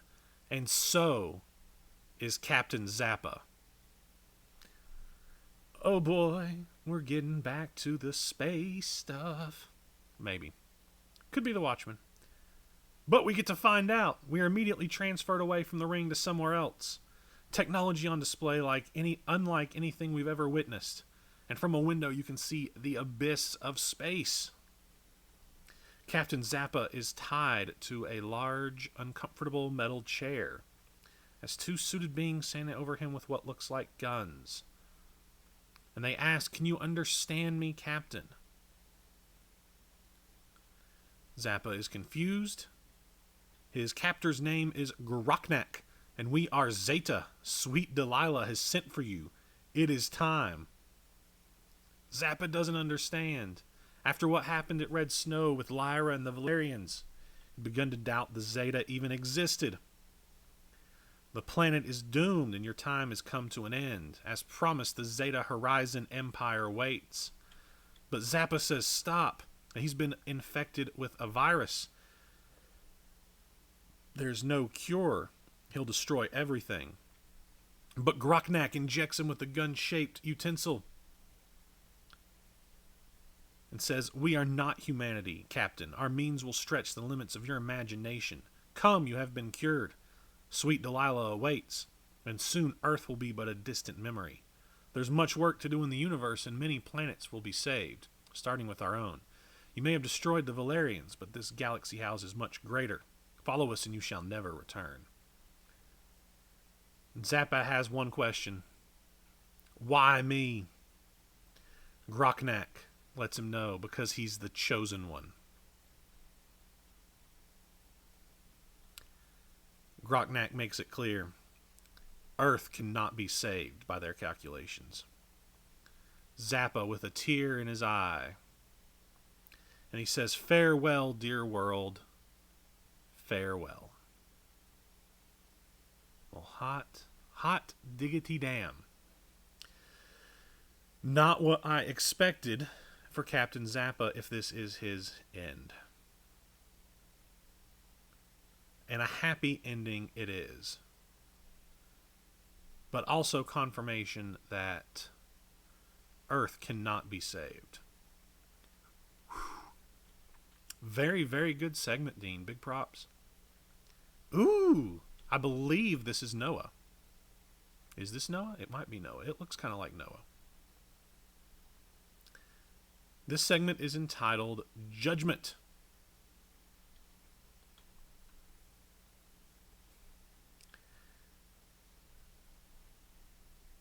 Alright, it is Noah. We're in a darkened room somewhere deep below the tap room, where adult Noah says that now the time for their judgment has begun, and they are the torchbearers of the new world. It's your mission to set ablaze the path to paradise, as directed by our almighty Lord and Savior.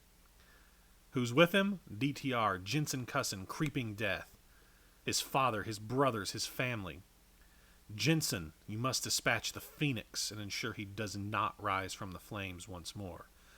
Death, Jake Jekyll must be consumed. Infect him or decimate him and get his key.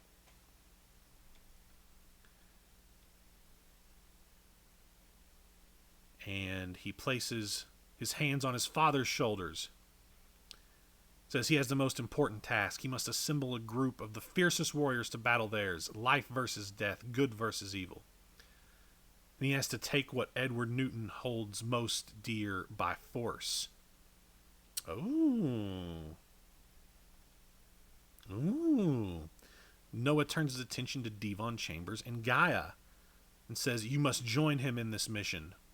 And there's Tam. The forces of evil are coming together. And Noah says, my dearest mechanical monster, Jason Novan has the power coursing through his veins to become an obstacle in our path. He's corrupted his programming, and you must repay him by harnessing the Ashla to assist with breaking through those defenses. Create an ally out of the darkness within him. And finally, Noah approaches the last, Isaac Danvers, and says, you failed to take the key from Cale Gable, but Isaac must consume him and take his key. Do not fail me. And Noah turns around to face them once again and says, the Revenants will destroy the Watchmen, and I have a different path. Your missions are not critical. Your missions are not critical. They will not decide the ultimate judgment should you fail. However, should you succeed with every death, every victory, every key, his power grows.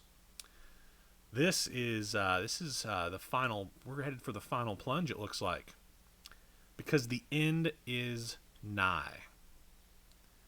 The Great War. So that's it. Judgment Day. Tam, Novan, Danvers, Gable. Chambers and Gaia will go with DTR to fight whatever the big group will be. Or rather, DTR will be taking what Edward Newton holds. Creeping Death, Jake Jekyll, Jensen Cusson versus Jacob Phoenix. Very, very nice.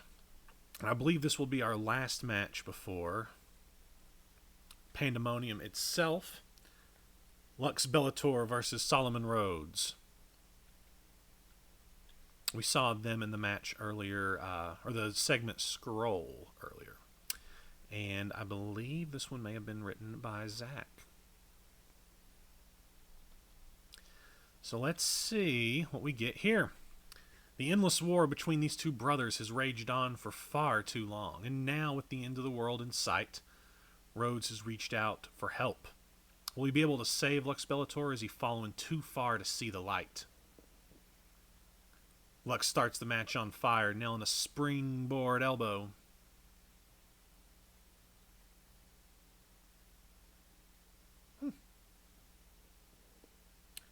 Interesting note from Dean there.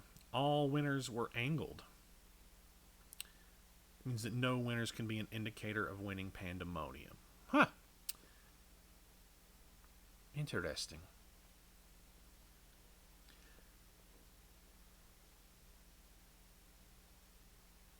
Rhodes gets hit with a massive running drop kick. We get another apron collision. Lux with the tope. But it was just a trick. He feigned it. And goes for the triangle moonsault, flooring Rhodes. It's been all Lux thus far. He's been in complete control. He tosses Rhodes back inside. Goes up to the top turnbuckle. But Rhodes takes the offensive with a big right hand. An enziguri from the Templar Knight.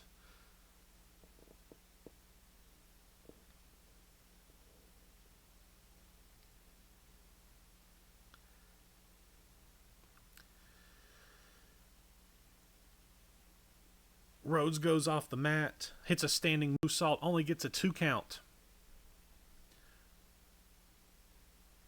Bellator hits a big spinning back kick. Well, no, he gets hit with the big spinning back kick. and hits a flying drop kick that Lux avoids. A single arm breaker from Lux Bellator. Rhodes gets to his feet and is quickly bum rushed. Great term. Who sends him shoulder first into the turnbuckle. Bellator goes after the arm with lefts, rights, and kicks. And he's relentless on the injured arm.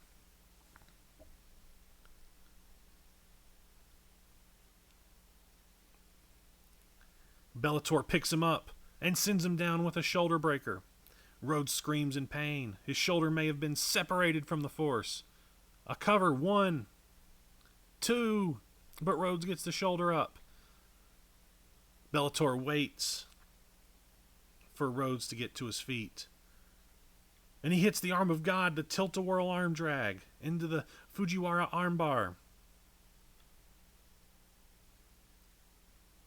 Rhodes goes for the ropes. 3 feet. 2 feet. Rhodes gets pulled back to the middle of the ring. But Rhodes refuses to tap out. Lux finally drops the hold and puts his arm in a hammerlock. And he may have broken his arm.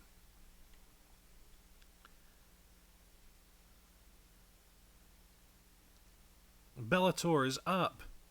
His left arm a limp mess. Picks him up. The Catholic cross, the running crucifix powerbomb. Lux mocks him. But the Dark Wish. Rhodes with the super kick. He clotheslines Lux over the top rope. And he goes with him down.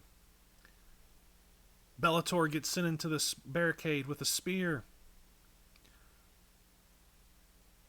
Rhodes has a useless arm, but his right nearly breaks Lux's jaw, but an eye poke. Very unlike Lux Bellator to see an eye poke. But it allows Bellator to get away. They head to a scaffold. Rhodes follows him up. They're on a small platform above the ring. Bellator tries to stop Rhodes, but Rhodes gets up there.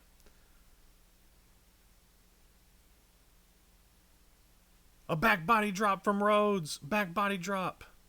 Lux goes to the mat 10 to 15 feet below. Rhodes goes for it, but no, he gets caught with the Chaos Theory, his own move. Lux hits him with the Code Breaker. Lux makes the cover. 1, 2, 3. Lux wins. Lux Bellator defeats Solomon Rhodes using his own move against him. Whew. Heck of a way to lose.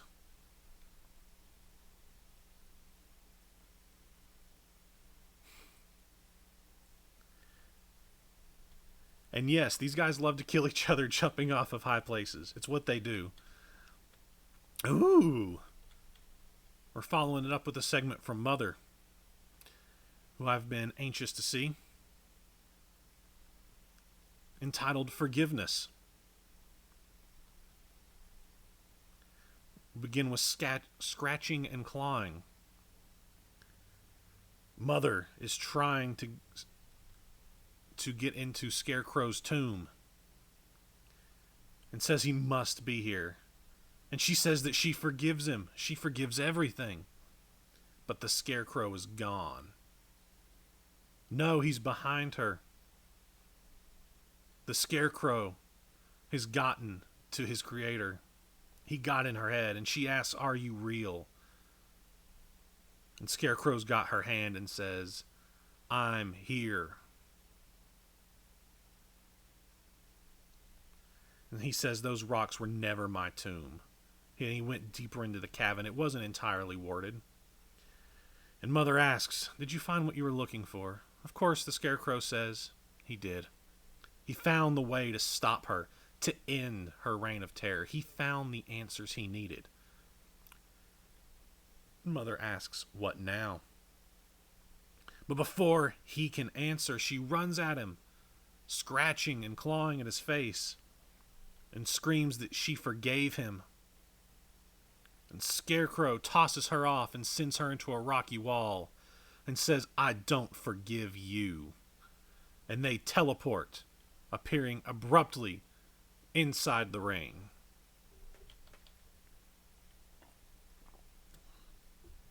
Ooh, and now we got a match between the two. This should be vicious.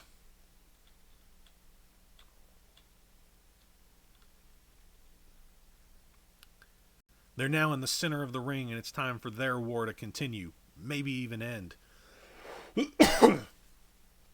There's no bell, but he's already choking Mother. She claws at him. Scarecrow just waits. He goes for the haymaker, but she ducks, sends him down to both knees, and just keeps kicking him in the chest. But Scarecrow grabs Mother's leg. He puts his hand on her chest and raises her into the air. A one-handed spine buster. He takes a cover, but it only gets a kick out at 2. Scarecrow chokes her again. The ref breaks the count. Scarecrow backs off as Mother gets up. She charges, goes for the enziguri. She takes a cover and only gets a 2. Lots of history here. Apparently this was written, let's see, by Scoot. Nice.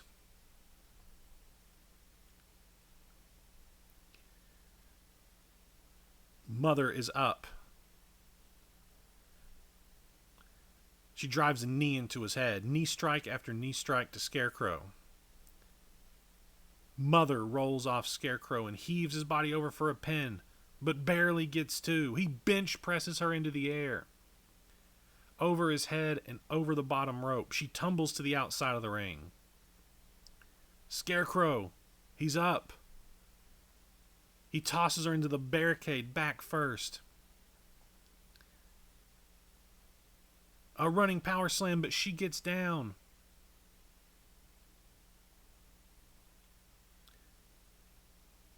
Mother slips down and shoves him shoulder first into the ring post. Mother rushes towards her opponent, grabs the wrist, and she hooks in an arm bar. Scarecrow dangling from the ring apron.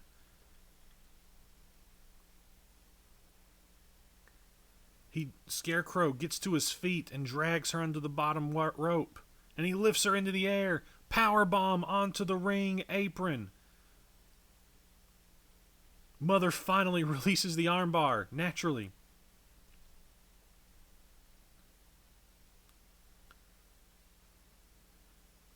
He heads into the ring and stomps ruthlessly on Mother's chest over and over, and he steps on her face. And he grabs her and rolls her into the ring where he swiftly joins her, but not swiftly enough.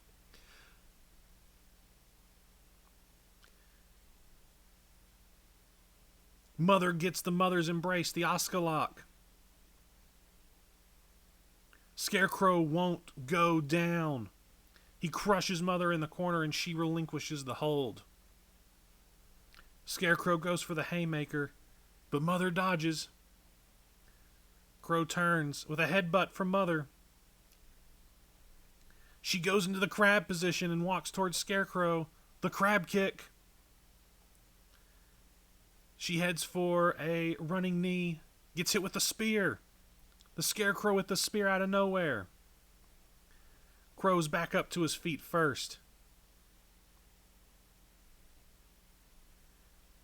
She heads towards Scarecrow, but he steps over her head. He lifts her into the air.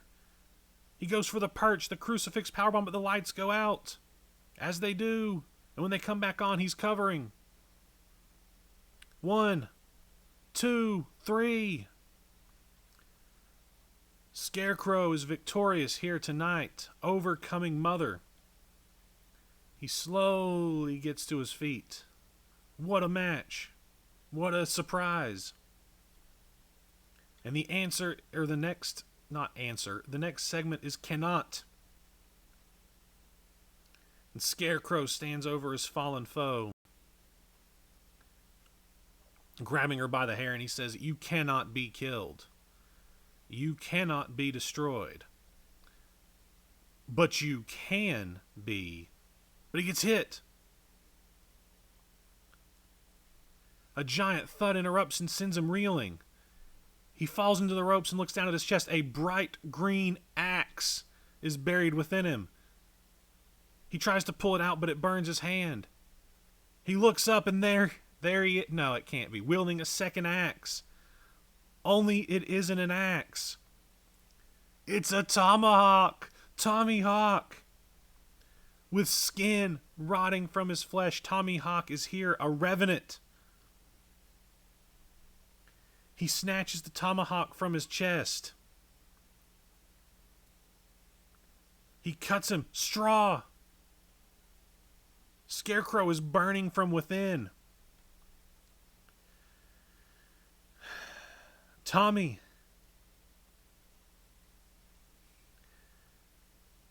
has got Scarecrow reeling, but with the flutter, he's gone. And he goes to Mother and says, "The king sent me to defend you. He sends his regards." And Mother says, "Thank you, my child." Tommy Hawk always getting the big things on Pandemonium. Well, there you go, ladies and gentlemen. There's a return for you. A huge one. Former world champion, Tommy Hawk. Huge. And I have to say, if he role-played for this match, he's a contender for Pandemonium.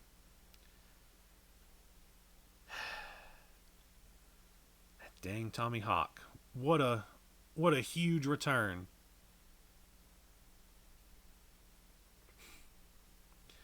What do we have next? We have DTR next, who is entry number 1. Pandemonium is here. Welcome.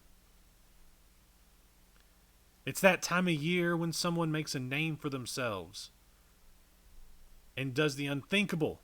Red River Jack, Bruce Van Chan, Solomon Rhodes, they've all won this, but none have gone on to become OSW World Champion.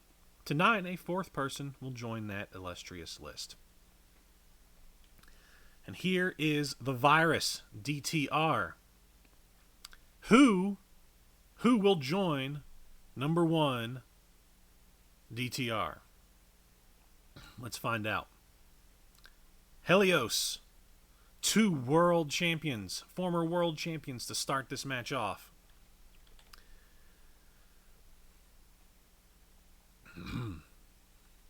DTR goes right after him. Helios bounces right back to his feet.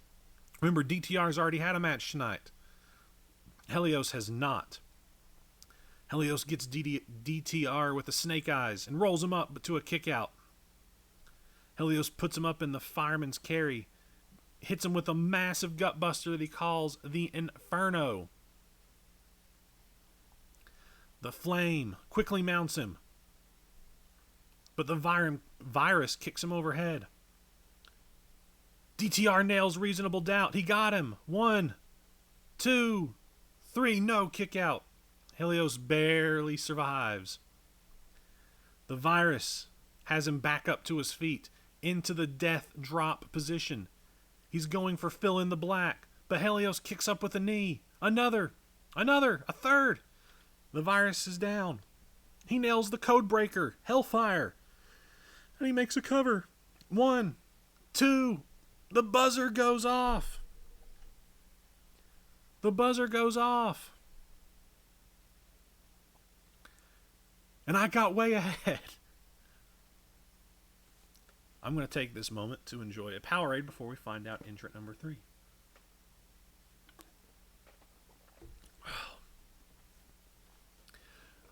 Hot start, no pun intended, with Helios and DTR. They're going all out for it immediately. This is the kind of action that we're going to see throughout this match.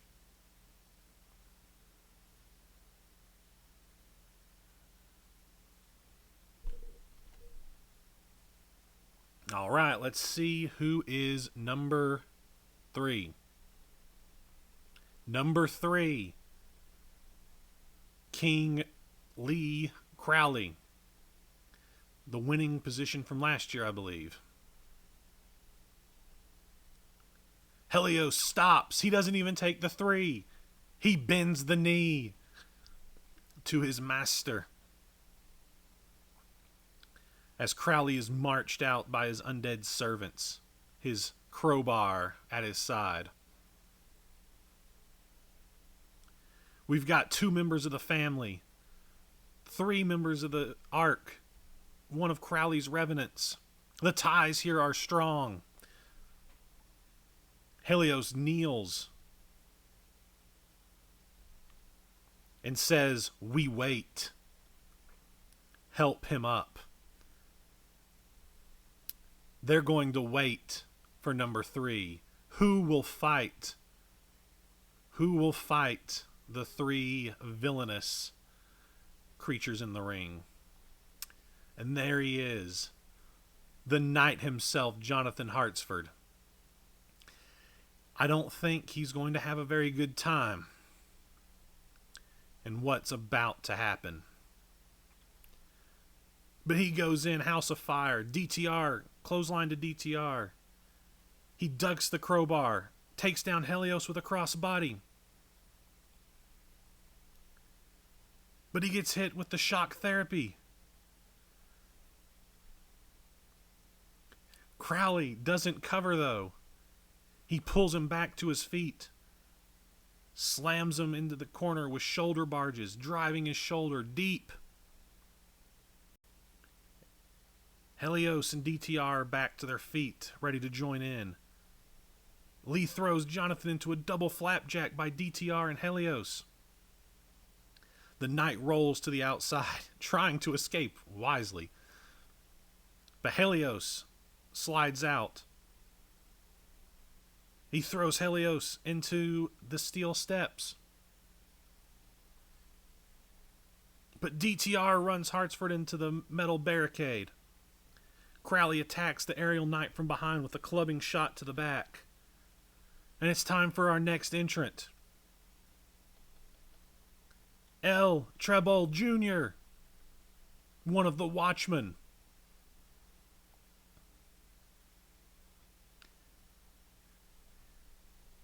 He comes down with his 2 championship belts.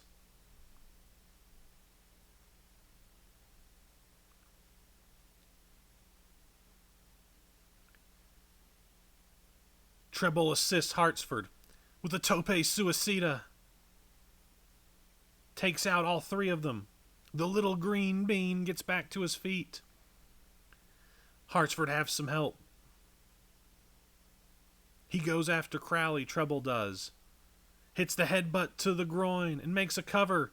1, 2, 3. No, kick out. DTR tried to make the save, but the king got the shoulder up on his own. But DTR's not alone. He's got a steel chair. Treble turns around right into a steel chair to the skull. Good night, Vienna. Helios clambers back up into the ring. The flame picks the green bean up with the package pile driver. Right on the steel chair. The under fire to L. Treble Jr. The buzzer hits again. Another Watchman, the Sharkman, 3-on-3. The Sharkman is here.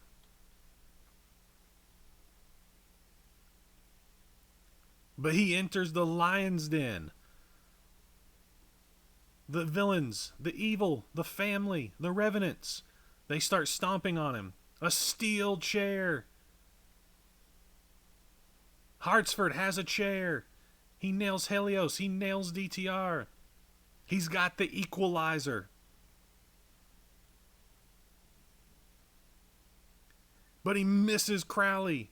Crowley with the fishhook backstabber.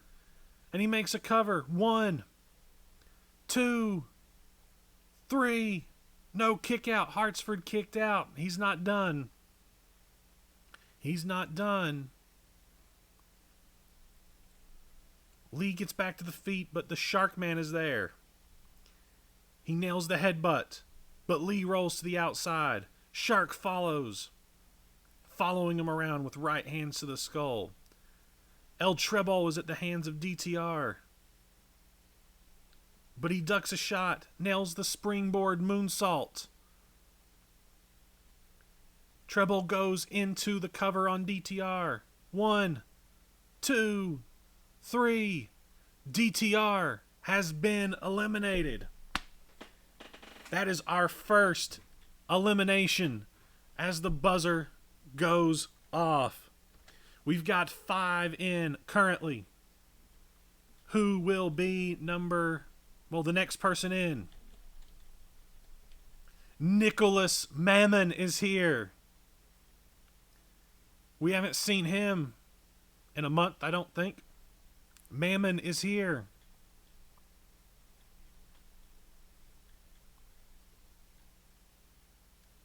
Mammon puts Treble in the crippler crossface.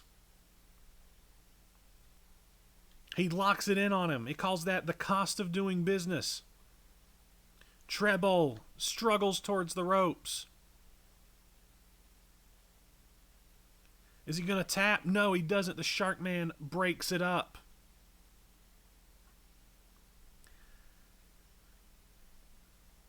The Shark Man pulls Mammon away.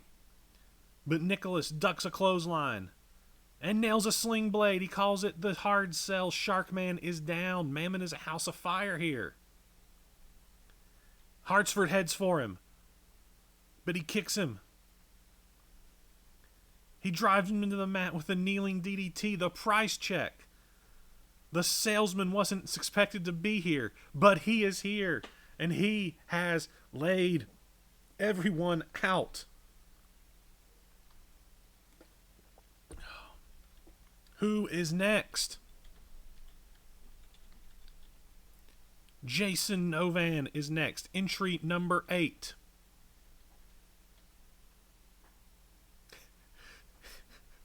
The buzzer goes, but no music hits. He saunters to the ring. Where was his entrance? Pardon. That's good. That's good. Anyway. Oh, but here's Tam. Tam nails Novan. Tam, out of nowhere, with the brutal gorilla press spinebuster on the concrete floor. Novan may be broken in half. And Tam rolls Novan into the ring. Mammon hits a knee strike to the face. He calls that needful things. And he covers 1, 2, 3. Jason Novan. Jason Novan has been eliminated by Nicholas Mammon, but give the assist to Tam. Novan is out. Mammon has racked up 2 eliminations. What is going on here? And yes, Dean, you were a little spicy with that one. I love it though.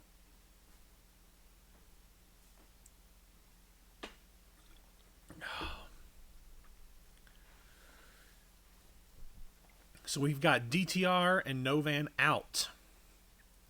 Mammon, Crowley, Helios, Hartsford, Treble, and Sharkman are all still in.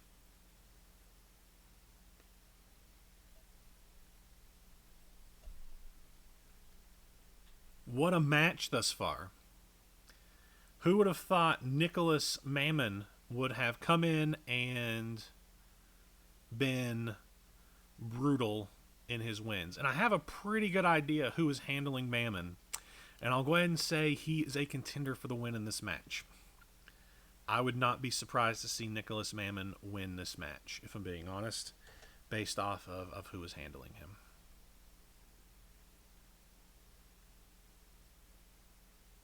Oh yes, DTR eliminated Treble, not Mammon.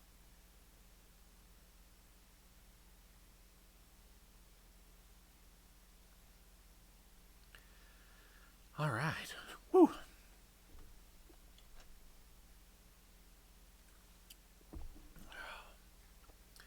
Sharkman's still in it. Your heart is full, Alex. This is entry 8. Still 12 more entrants to go.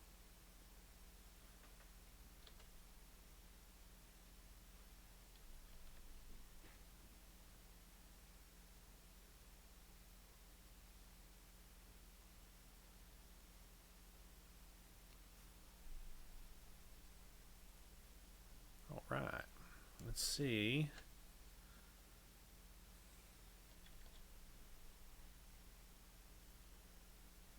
What we have got coming up next. All right, we're ready for the next one. Everyone was down. We'll just say everybody was chilling, waiting on Eli Forever.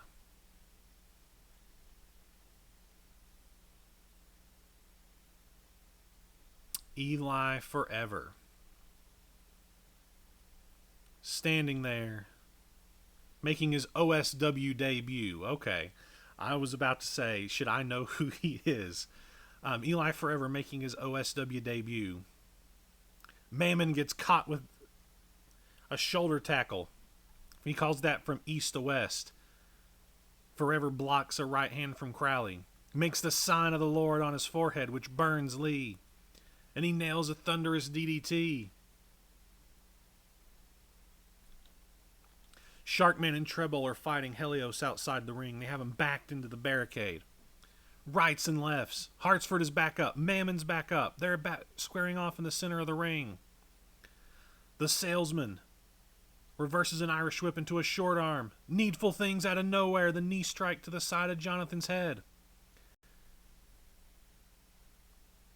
Eli Forever doesn't let him cover. He pulls him in deep, hits the Eternal River Plunge. Makes the cover. Or he doesn't make the cover. He should make the cover. Next up. Well, I recognize this guy at least. We've got Dark Star.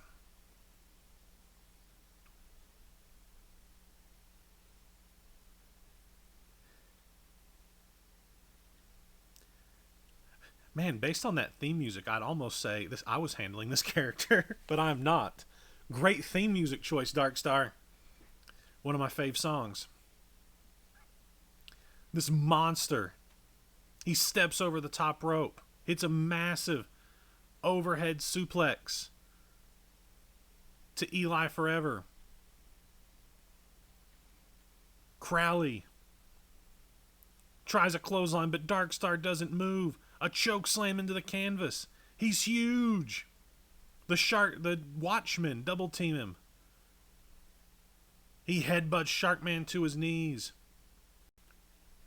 Pile driver. The dying star driver. The sit out pile driver on El Trebol Jr. Spiked him. Spiked him head first into the canvas. The Devourer of Worlds covers. 1, 2, 3. El Trebol Jr. has been eliminated. Oh, man. He was my dark horse pick. The Sharkman attacks from behind with kicks to the head, but Darkstar pushes him away. Helios, Mammon, Hartsford, Forever, and Crowley all join in. But they're sent flying. The Devourer stands defiantly. Leaping headbutt to Hartsford. Clubbing hand to Crowley. Can anyone stop him? Helios gets put up into a gorilla press, and he's thrown at Mammon and Forever. I love a good monster. Sharkman gets hit. Sit out powerbomb. The black hole bomb. 1, 2, 3. The Sharkman has been eliminated.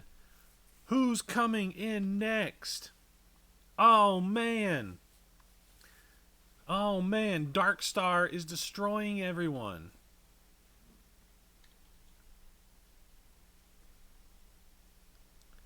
Here's Gaia.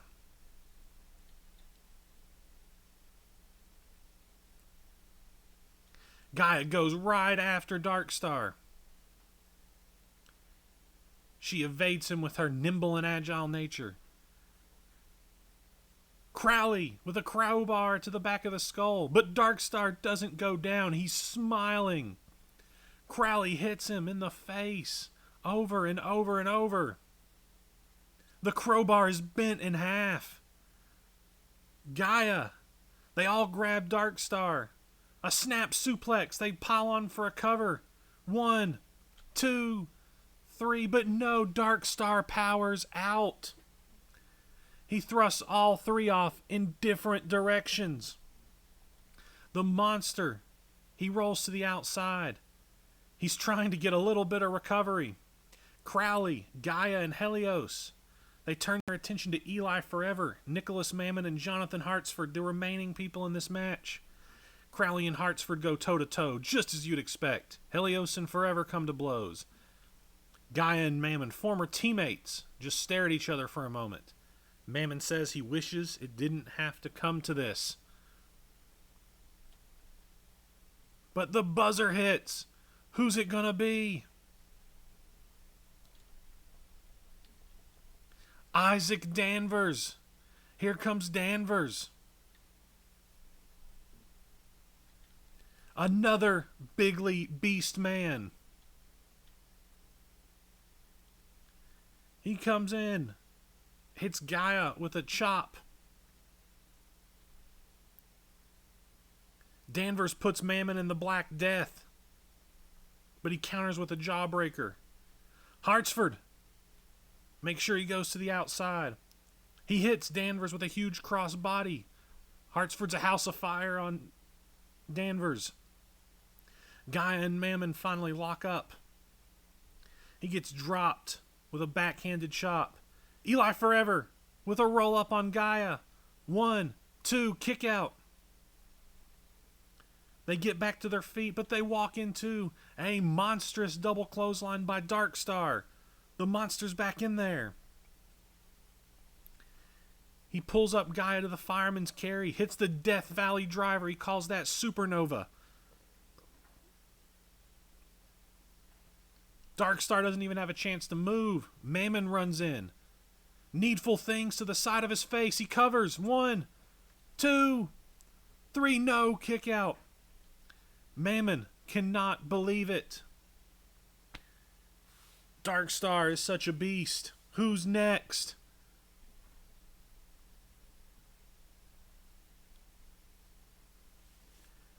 Question marks is next.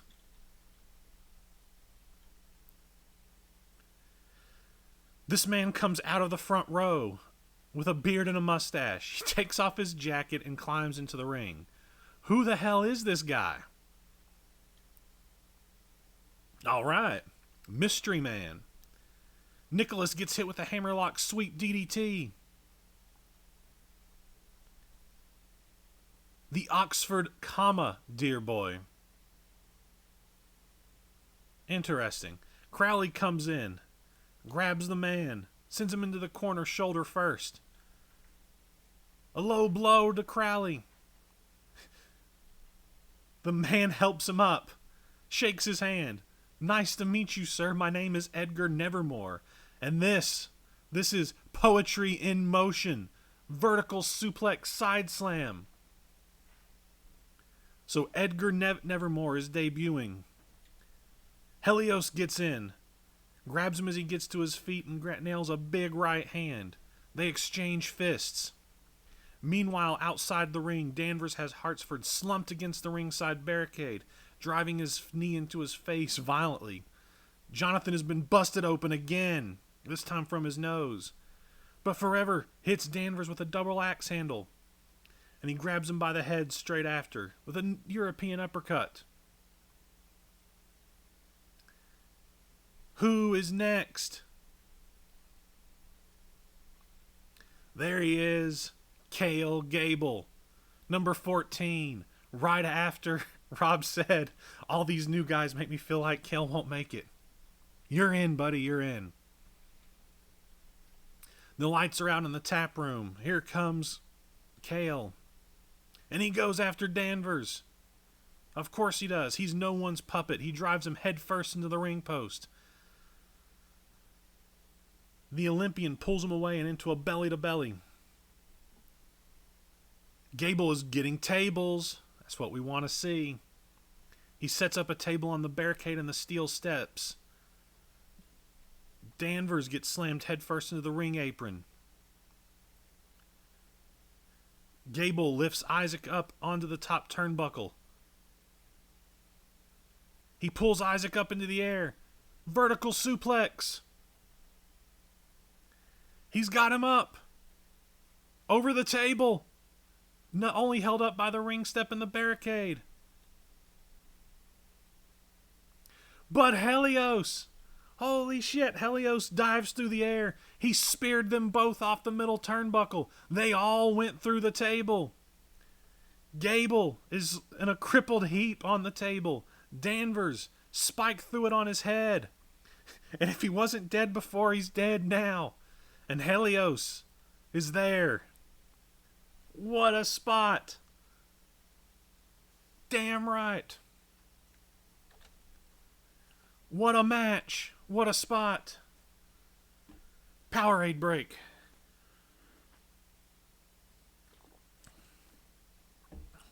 We've got some monsters in there, and there are only 6 more entries left. Only 6 more entries. I really should have written down who's left. And next up, we've got Luke Cole, I believe it said. Another new face.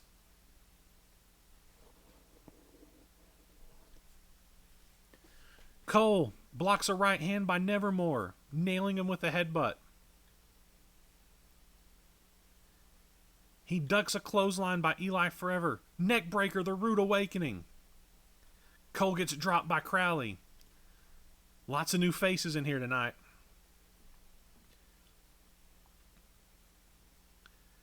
Crowley, Helios, and Hartsford have been in this match for quite a while. Helios especially. He was one of the first 2.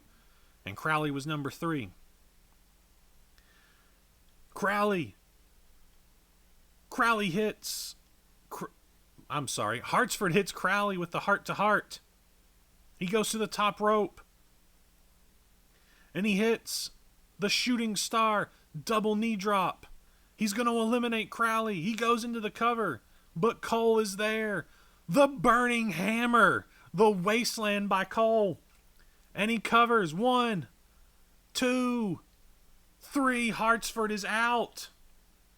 Holy shit. Holy shit.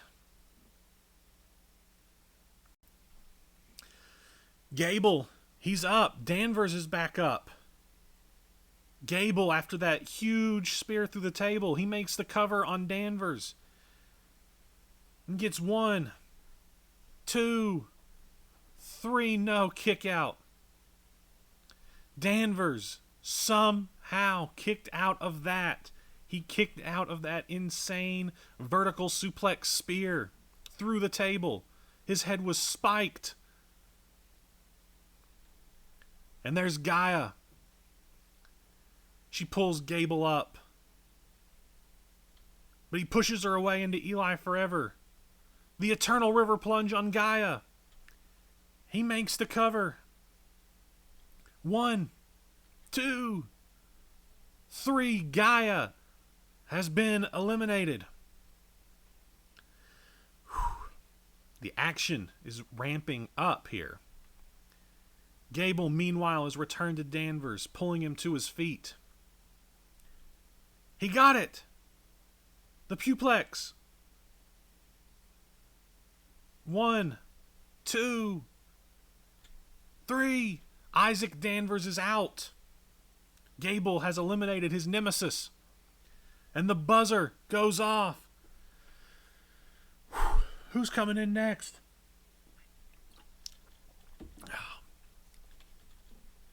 Solomon Rhodes is in next. The Grand Master, the commander of the Knights Templar, is here. He goes after Eli Forever. Rhodes slides to the outside, grabs Crowley, tosses him into the barricade, and here's Darkstar. who takes down the Templar. No, the Templar gets him with a kick, but the Devourer catches him and throws him into the ring post. Massive spinebuster on the concrete floor from Darkstar. Luke Cole with a tope suicida, but he catches him. Dying Star Driver on the concrete floor. The Devourer heads back into the ring, but Mammon and Nevermore are waiting. The Gentleman Duo, complete with fancy mustaches, work together. They try to suplex him over the top, but he's too powerful. Eli and Crowley, they grab at his legs. Edgar with the vicious elbow. The needful things from Mammon. A power bomb from the ring apron to the floor by Eli and Crowley.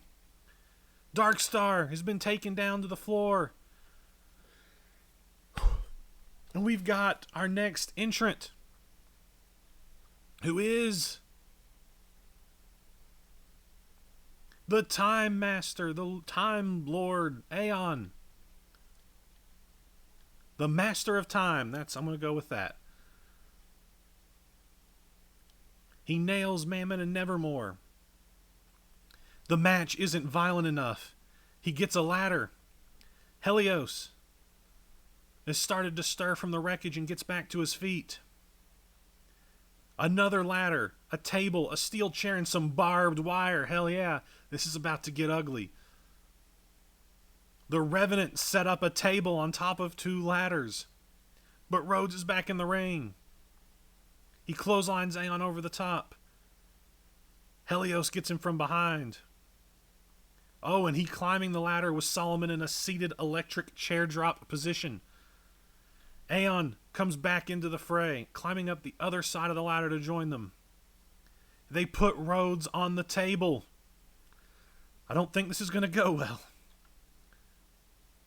The Revenants. They're all three standing on this table. But Rhodes fights back, right to Helios, left to Aeon. Aeon hits him with the Stenalizer from the 12-foot table ladder to the canvas.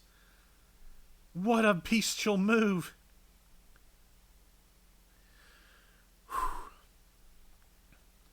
Helios looks down, and he hits Brimstone, the diving moonstop from the table bridge to Solomon. All three men are down. Crowley is about to take the cover, but Edgar Nevermore is there. Poetry in motion. 1, 2, 3. Lee Crowley has been eliminated. The Ring King has been eliminated by this new guy, Edgar Nevermore, with the shocking elimination of Lee Crowley. That was my prediction winner, Edgar Nevermore. How dare you? Mammon is battling with Luke Cole behind the ladders. And he nails him with the needful things. 1, 2, 3. Luke Cole is out.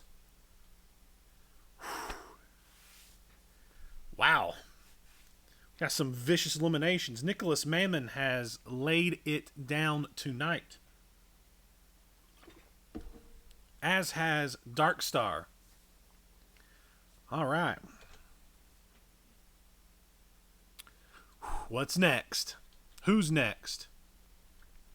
Devon Chambers is here. Entrant number 18. The Bishop. He just goes up the ramp to watch. He's not going to jump in. Gable grabs Aeon. And he nails the Stenalizer. On Gable. 1, 2, 3. Kale Gable has been eliminated. Wow. My other pick. All three of my picks are out. Aeon has eliminated him. And he heads back over to Rhodes. They have unfinished business. Rhodes fights back. Aeon gets thrown into both sets of ladders.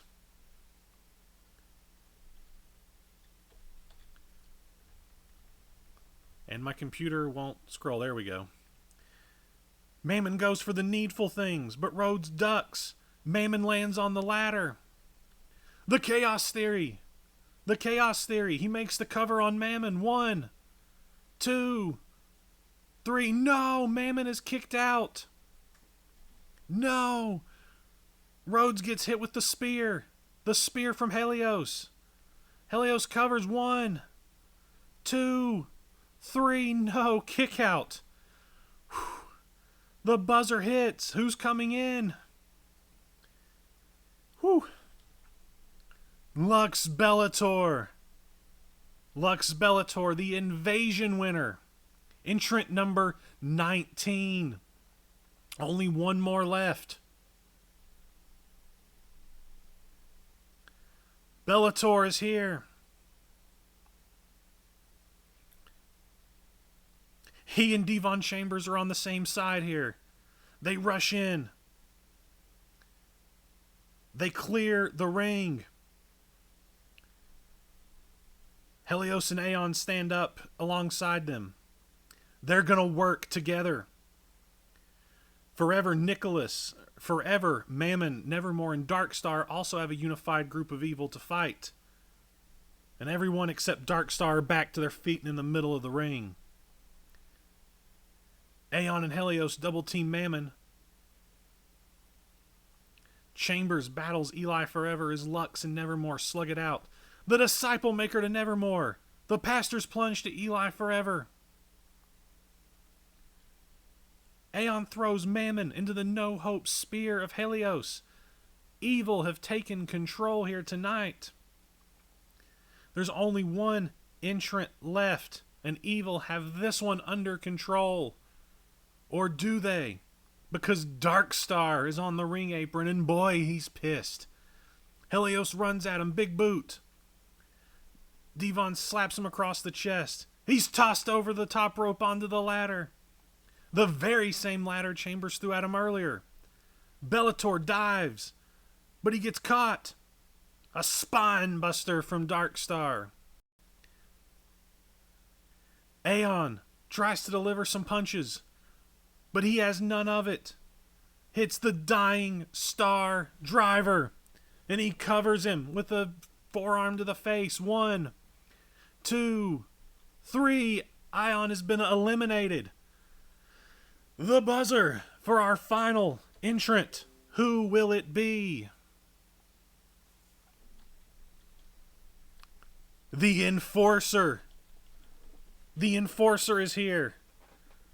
Brent Kirsch.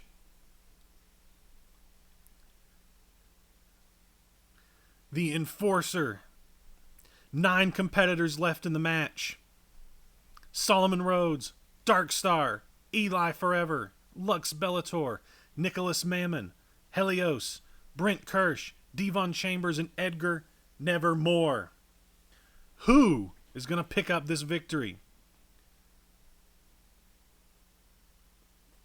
3 new guys. Very nice. Very exciting matchup to this point, but I think it's only going to get better from here. Kirsch goes right after Darkstar. Of course he does. He gets hit with the Worlds Collide headbutt. Darkstar.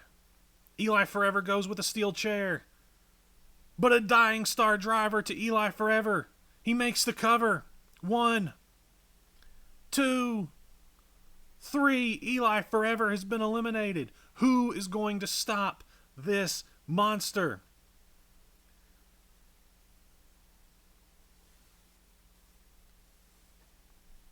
Brent Kirsch with a steel chair. He's bent it over his skull.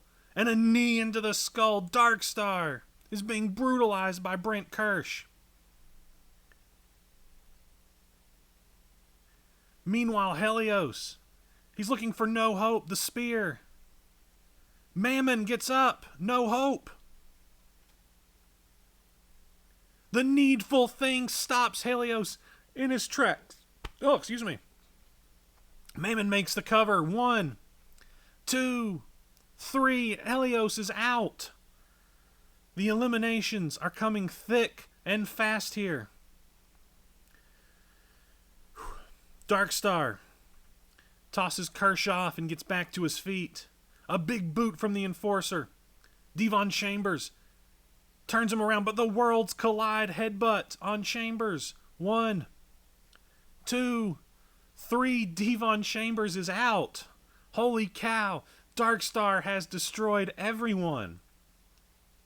The final 6, Brent Kirsch, Solomon Rhodes, Lux Bellator, Nicholas Mammon, Edgar Nevermore, and Darkstar. 3 long-time OSW competitors and 3 brand new or relatively new competitors. This is pretty badass.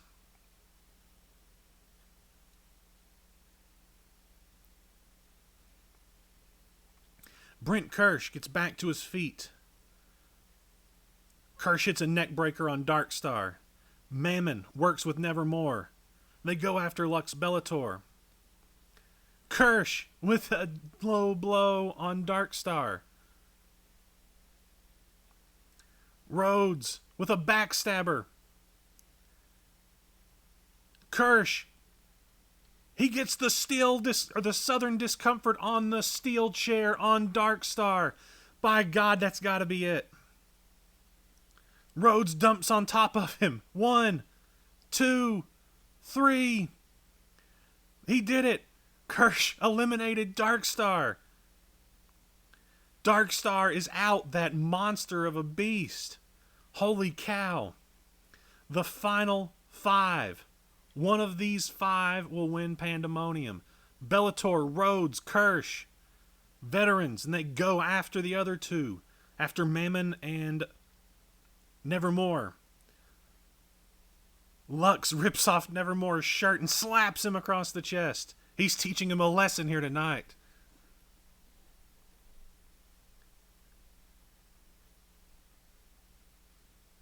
Kirsch locks up with Mammon, taking him into a side headlock.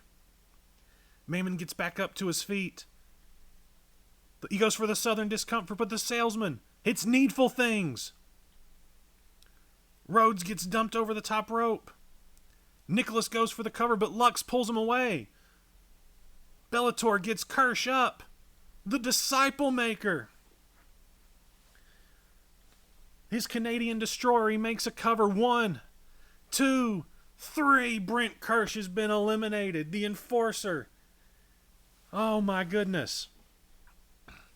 Lux Bellator. Lux Bellator knew what he was doing. But here comes Rhodes. The Disciple Maker.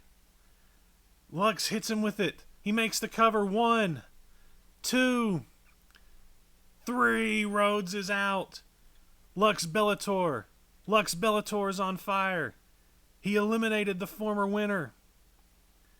Lux has already won Invasion and he has his sights set on Pandemonium.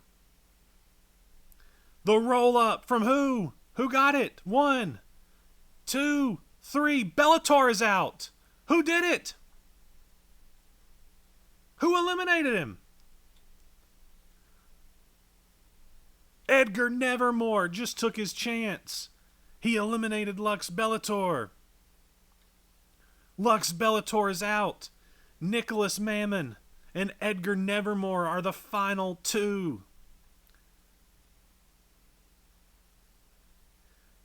Mammon offers a handshake, but Nevermore with the headbutt as soon as he accepts it. Nevermore takes Mammon into a side headlock, and he transitions into a hammerlock. The leg sweep DDT calls it the Oxford comma.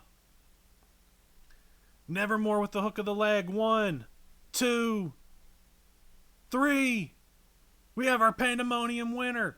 Edgar Nevermore has done it. No, a kick out from Mammon. A kick out from Mammon. Edgar's up to his feet. He hits a vertical, or he goes for the vertical side slam, the poetry in motion. But no, Mammon leaps out. He scoops Nevermore up. Snake Eyes on the top turnbuckle. Calls that roll the dice, pay the price. Edgar turns around. The Needful Things. That has to be it. Mammon makes the cover. 1, 2, 3. No! Nevermore kicks out. Nevermore kicks out. This is it. One of these men will write their names in history of this competition. Mammon is back to his feet. He's disappointed. Of course he is. Edgar slowly gets up. Nicholas with a drop kick. He runs across the ring at Nevermore. Hits the cha-ching. I guess that's its name. The jumping corner clothesline. But no, Nevermore caught him. The side slam. Poetry in motion. Could it be enough? Nevermore with the pin. 1, 2. Is this it? 3. No! Mammon kicked out. Mammon kicked out. Unbelievable. Nicholas Mammon entered number 7. Edgar Nevermore at number 13. They meet in the middle of the ring. Lefts and rights. He whips Mammon across the ring. The hard sell. The sling blade. But Mammon caught him with the short arm reversal. He gets back up. Edgar gets on his knees. But the needful things. A knee to the face from Mammon. He busts his nose open. He covers. Could that do it? 1. Is it enough? 2. Do we have a new Pandemonium winner? 3. Yes, we do. The salesman, Nicholas Mammon. He has won this. He kneels in the middle of the ring, his hands on his head. He's absolutely exhausted. A surprise entry, a man we've not seen since the long night. Mammon gets back to his feet. Edgar gets back to his feet. And they shake hands. The gentleman duo have reigned over Pandemonium here tonight.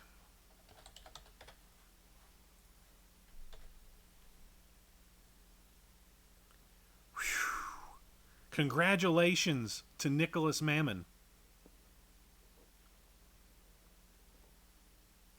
Wow. Holy cow. Holy cow. What a wonderful, wonderful match. That was very epic. The ending was amazing. What a huge get over for Mammon and Nevermore here.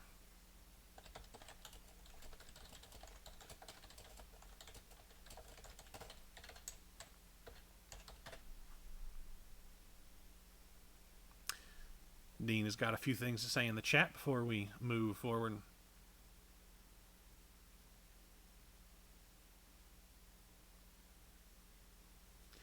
Congrats to Mammon while we wait on the boss man.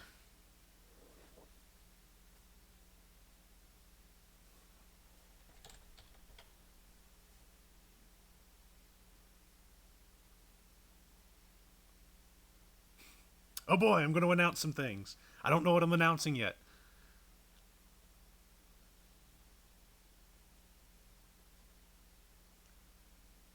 Okay, I'm going to give you some handlers. Luke Cole is none other than Dean Toth. Dark Star is none other than Tommy, formerly Sergei Sokolov.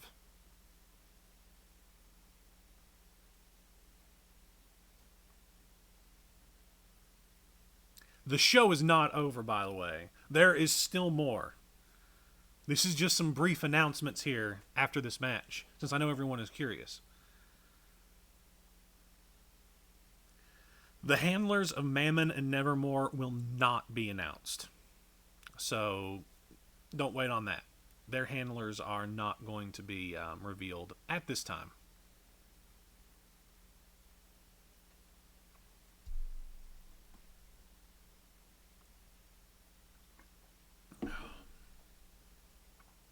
Very nice, very nice. Congrats to Mammon for the win. What a huge, huge thing. I was wondering who E-Wrestling was. Tommy, welcome back. Mammon and Nevermore's role plays will be posted tomorrow, so you guys can check those out and see what whooped all of us. Great stuff. What a wonderful pandemonium with all the new handlers, or the new characters even. Very much very much a taste, I think, of kind of the new excitement we're going to see come season 8 with a lot of new characters around.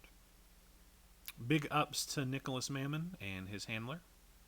Good work.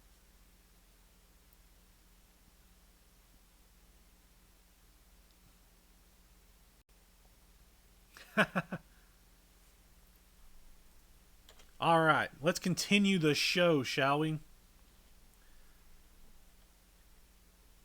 We've got DTR up next, and I hope this is going to be a glorious segment. I've been excited with all the DTR segments. This one is entitled The Becoming. All right. Let's take a look at a flashback with DTR.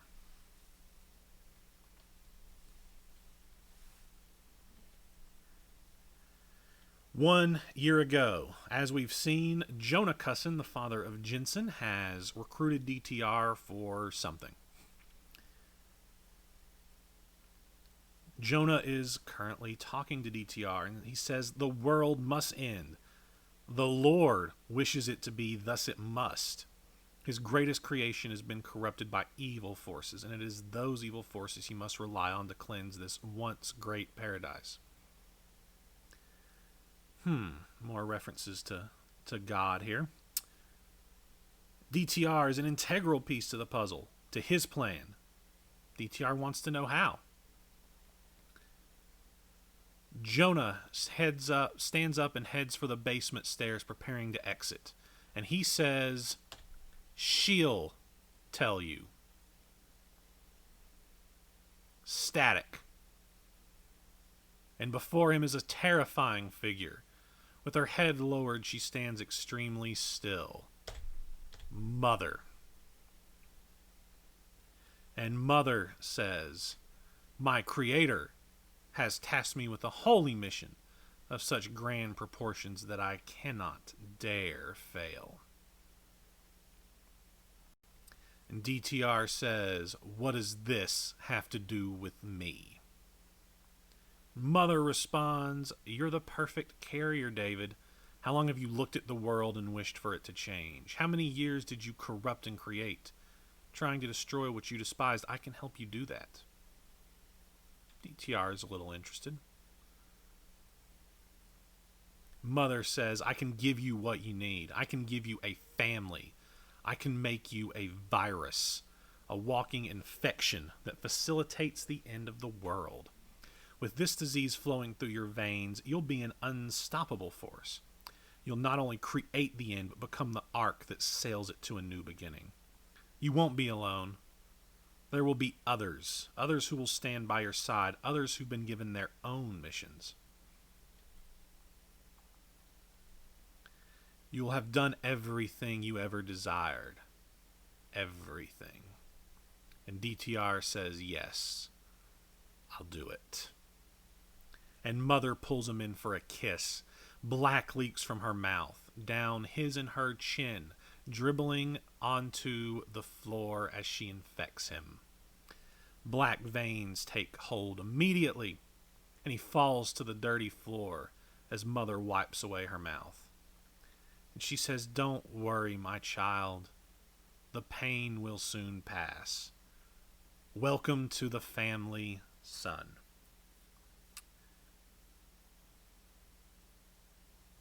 Nice.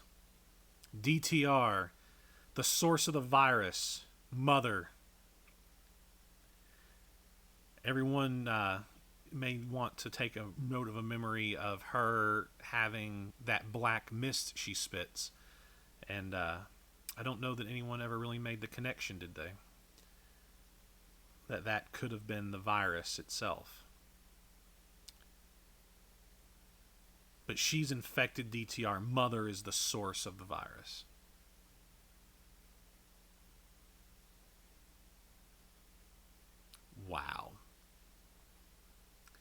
that is a very, very important segment. I assume this is the end of the show. But wow, what the hell kind of show that was.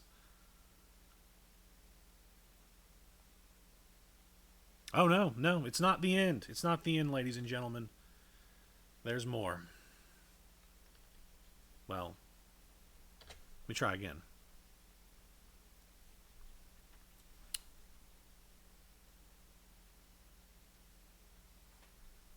Let me try one more time. There we go. A segment with the Chief. I almost thought we weren't going to get the Chief. The Chief.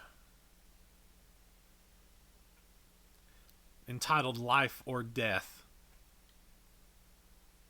In the dark place, the Chief is laid out in a fetal position. And the words, "Your time is nigh," are said.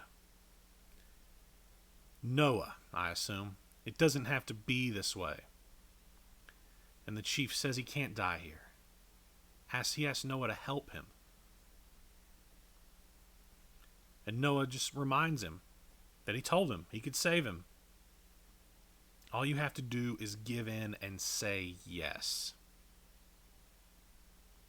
The Chief pulls himself up and says he can't. Because Noah's asking him to say that God wants to end the world and kill all life on it. You're asking me to believe that he's a judgmental and vicious God. That isn't the Chief's God, Noah. That isn't who I believe in. But he coughs and blood spews out into the darkness. And he's immediately pulled by an invisible force to his feet, held there with his arms spread, dying imminently. He can barely speak, his body failing him in the real world and his mind failing him here. His life is all but over. Whispers. We can't hear what Noah's saying. He's just whispering. It's inaudible. They only last for a few moments before they stop. But something changes. His eyes widen, the Chief's that is, as bloodshot as they are. His face contorts into that of shock and awe. He looks up, then down, contemplating what he's just been told. His lips are pursed. Yes, the Chief gives in. He finally relents. And his eyes open abruptly. He gasps. The Chief is back. Long live the Chief. The Chief has returned. He gave in to Noah. What did Noah tell him? What did Noah tell him? Wow. What a segment there. I don't really know what to make of that. I just want to know what Noah said, but I guess we're going to have to wait a minute. Wow.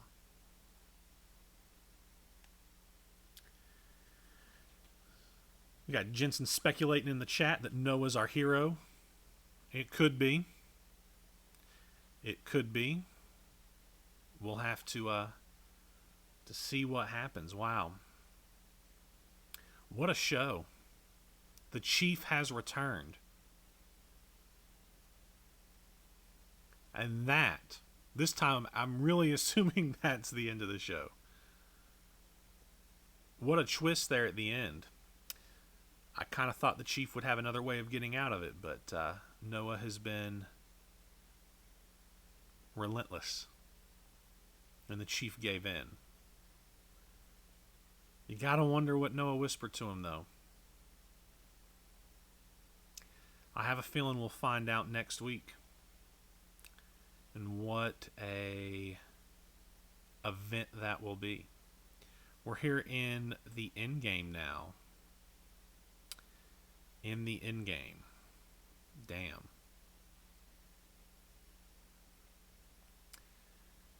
We are in the end game of all of this. We are headed to Judgment Day. A lot of the matches have already been laid out.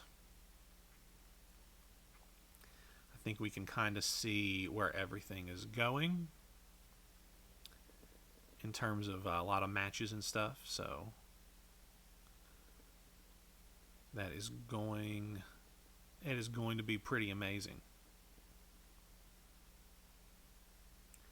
I'm just waiting for the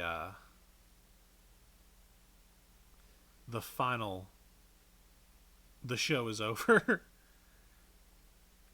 remark. Let's see. Are we getting the week off? I know that originally it was scheduled for a 4-week period before, but I don't know if that's changed. I know Dean had thought about making it 3 weeks and doing a week off. But I don't know if he made a decision on that. Wow. Let's finish this guy off.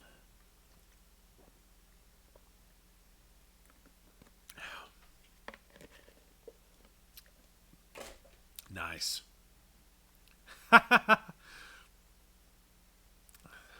The chief is gonna give up the time stone. Okay, Dean confirmed. We're gonna have a week off, and that is the end of the show. So we'll have next week off before we hit whatever the next VHS is.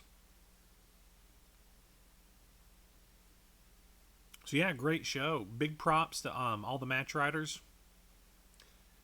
Big props to Dean for Pandemonium itself. That was fire. Big props to Creative for their segments.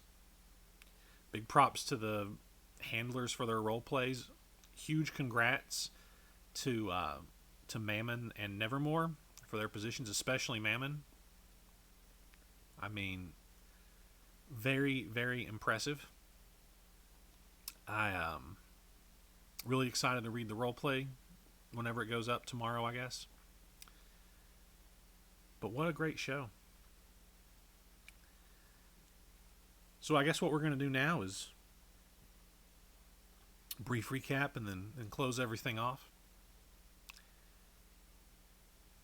We saw a show with a lot of ups and downs. We saw the 4th Watchman revealed, Betamax. The Chief is back. Mother is the source of the virus. Tommy Hawk has returned as a revenant. Yeah.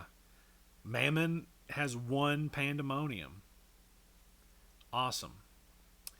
Let's see. YouTube, it may be on there tonight. It may be tomorrow. It depends on how long it takes to up. But it'll be up within 24 hours. I should have a thread up with links to both Twitch highlights and YouTube links tomorrow. But we're going to go ahead and close this down. Hope everybody had fun. It was great to have everybody out. It looks like we're right at about 2 hours and 7 minutes for the show for predictions, but we'll see what that comes out to exactly. If you want to keep chatting about the show, you can roll back over to the Discord. I'm going to be shutting down the stream. Have a great night. Have a great morning, depending on what time it is, wherever you're at. But it's been a pleasure. Thanks for joining us. We had a lot of people come out tonight. Everyone have a great night. Thank you.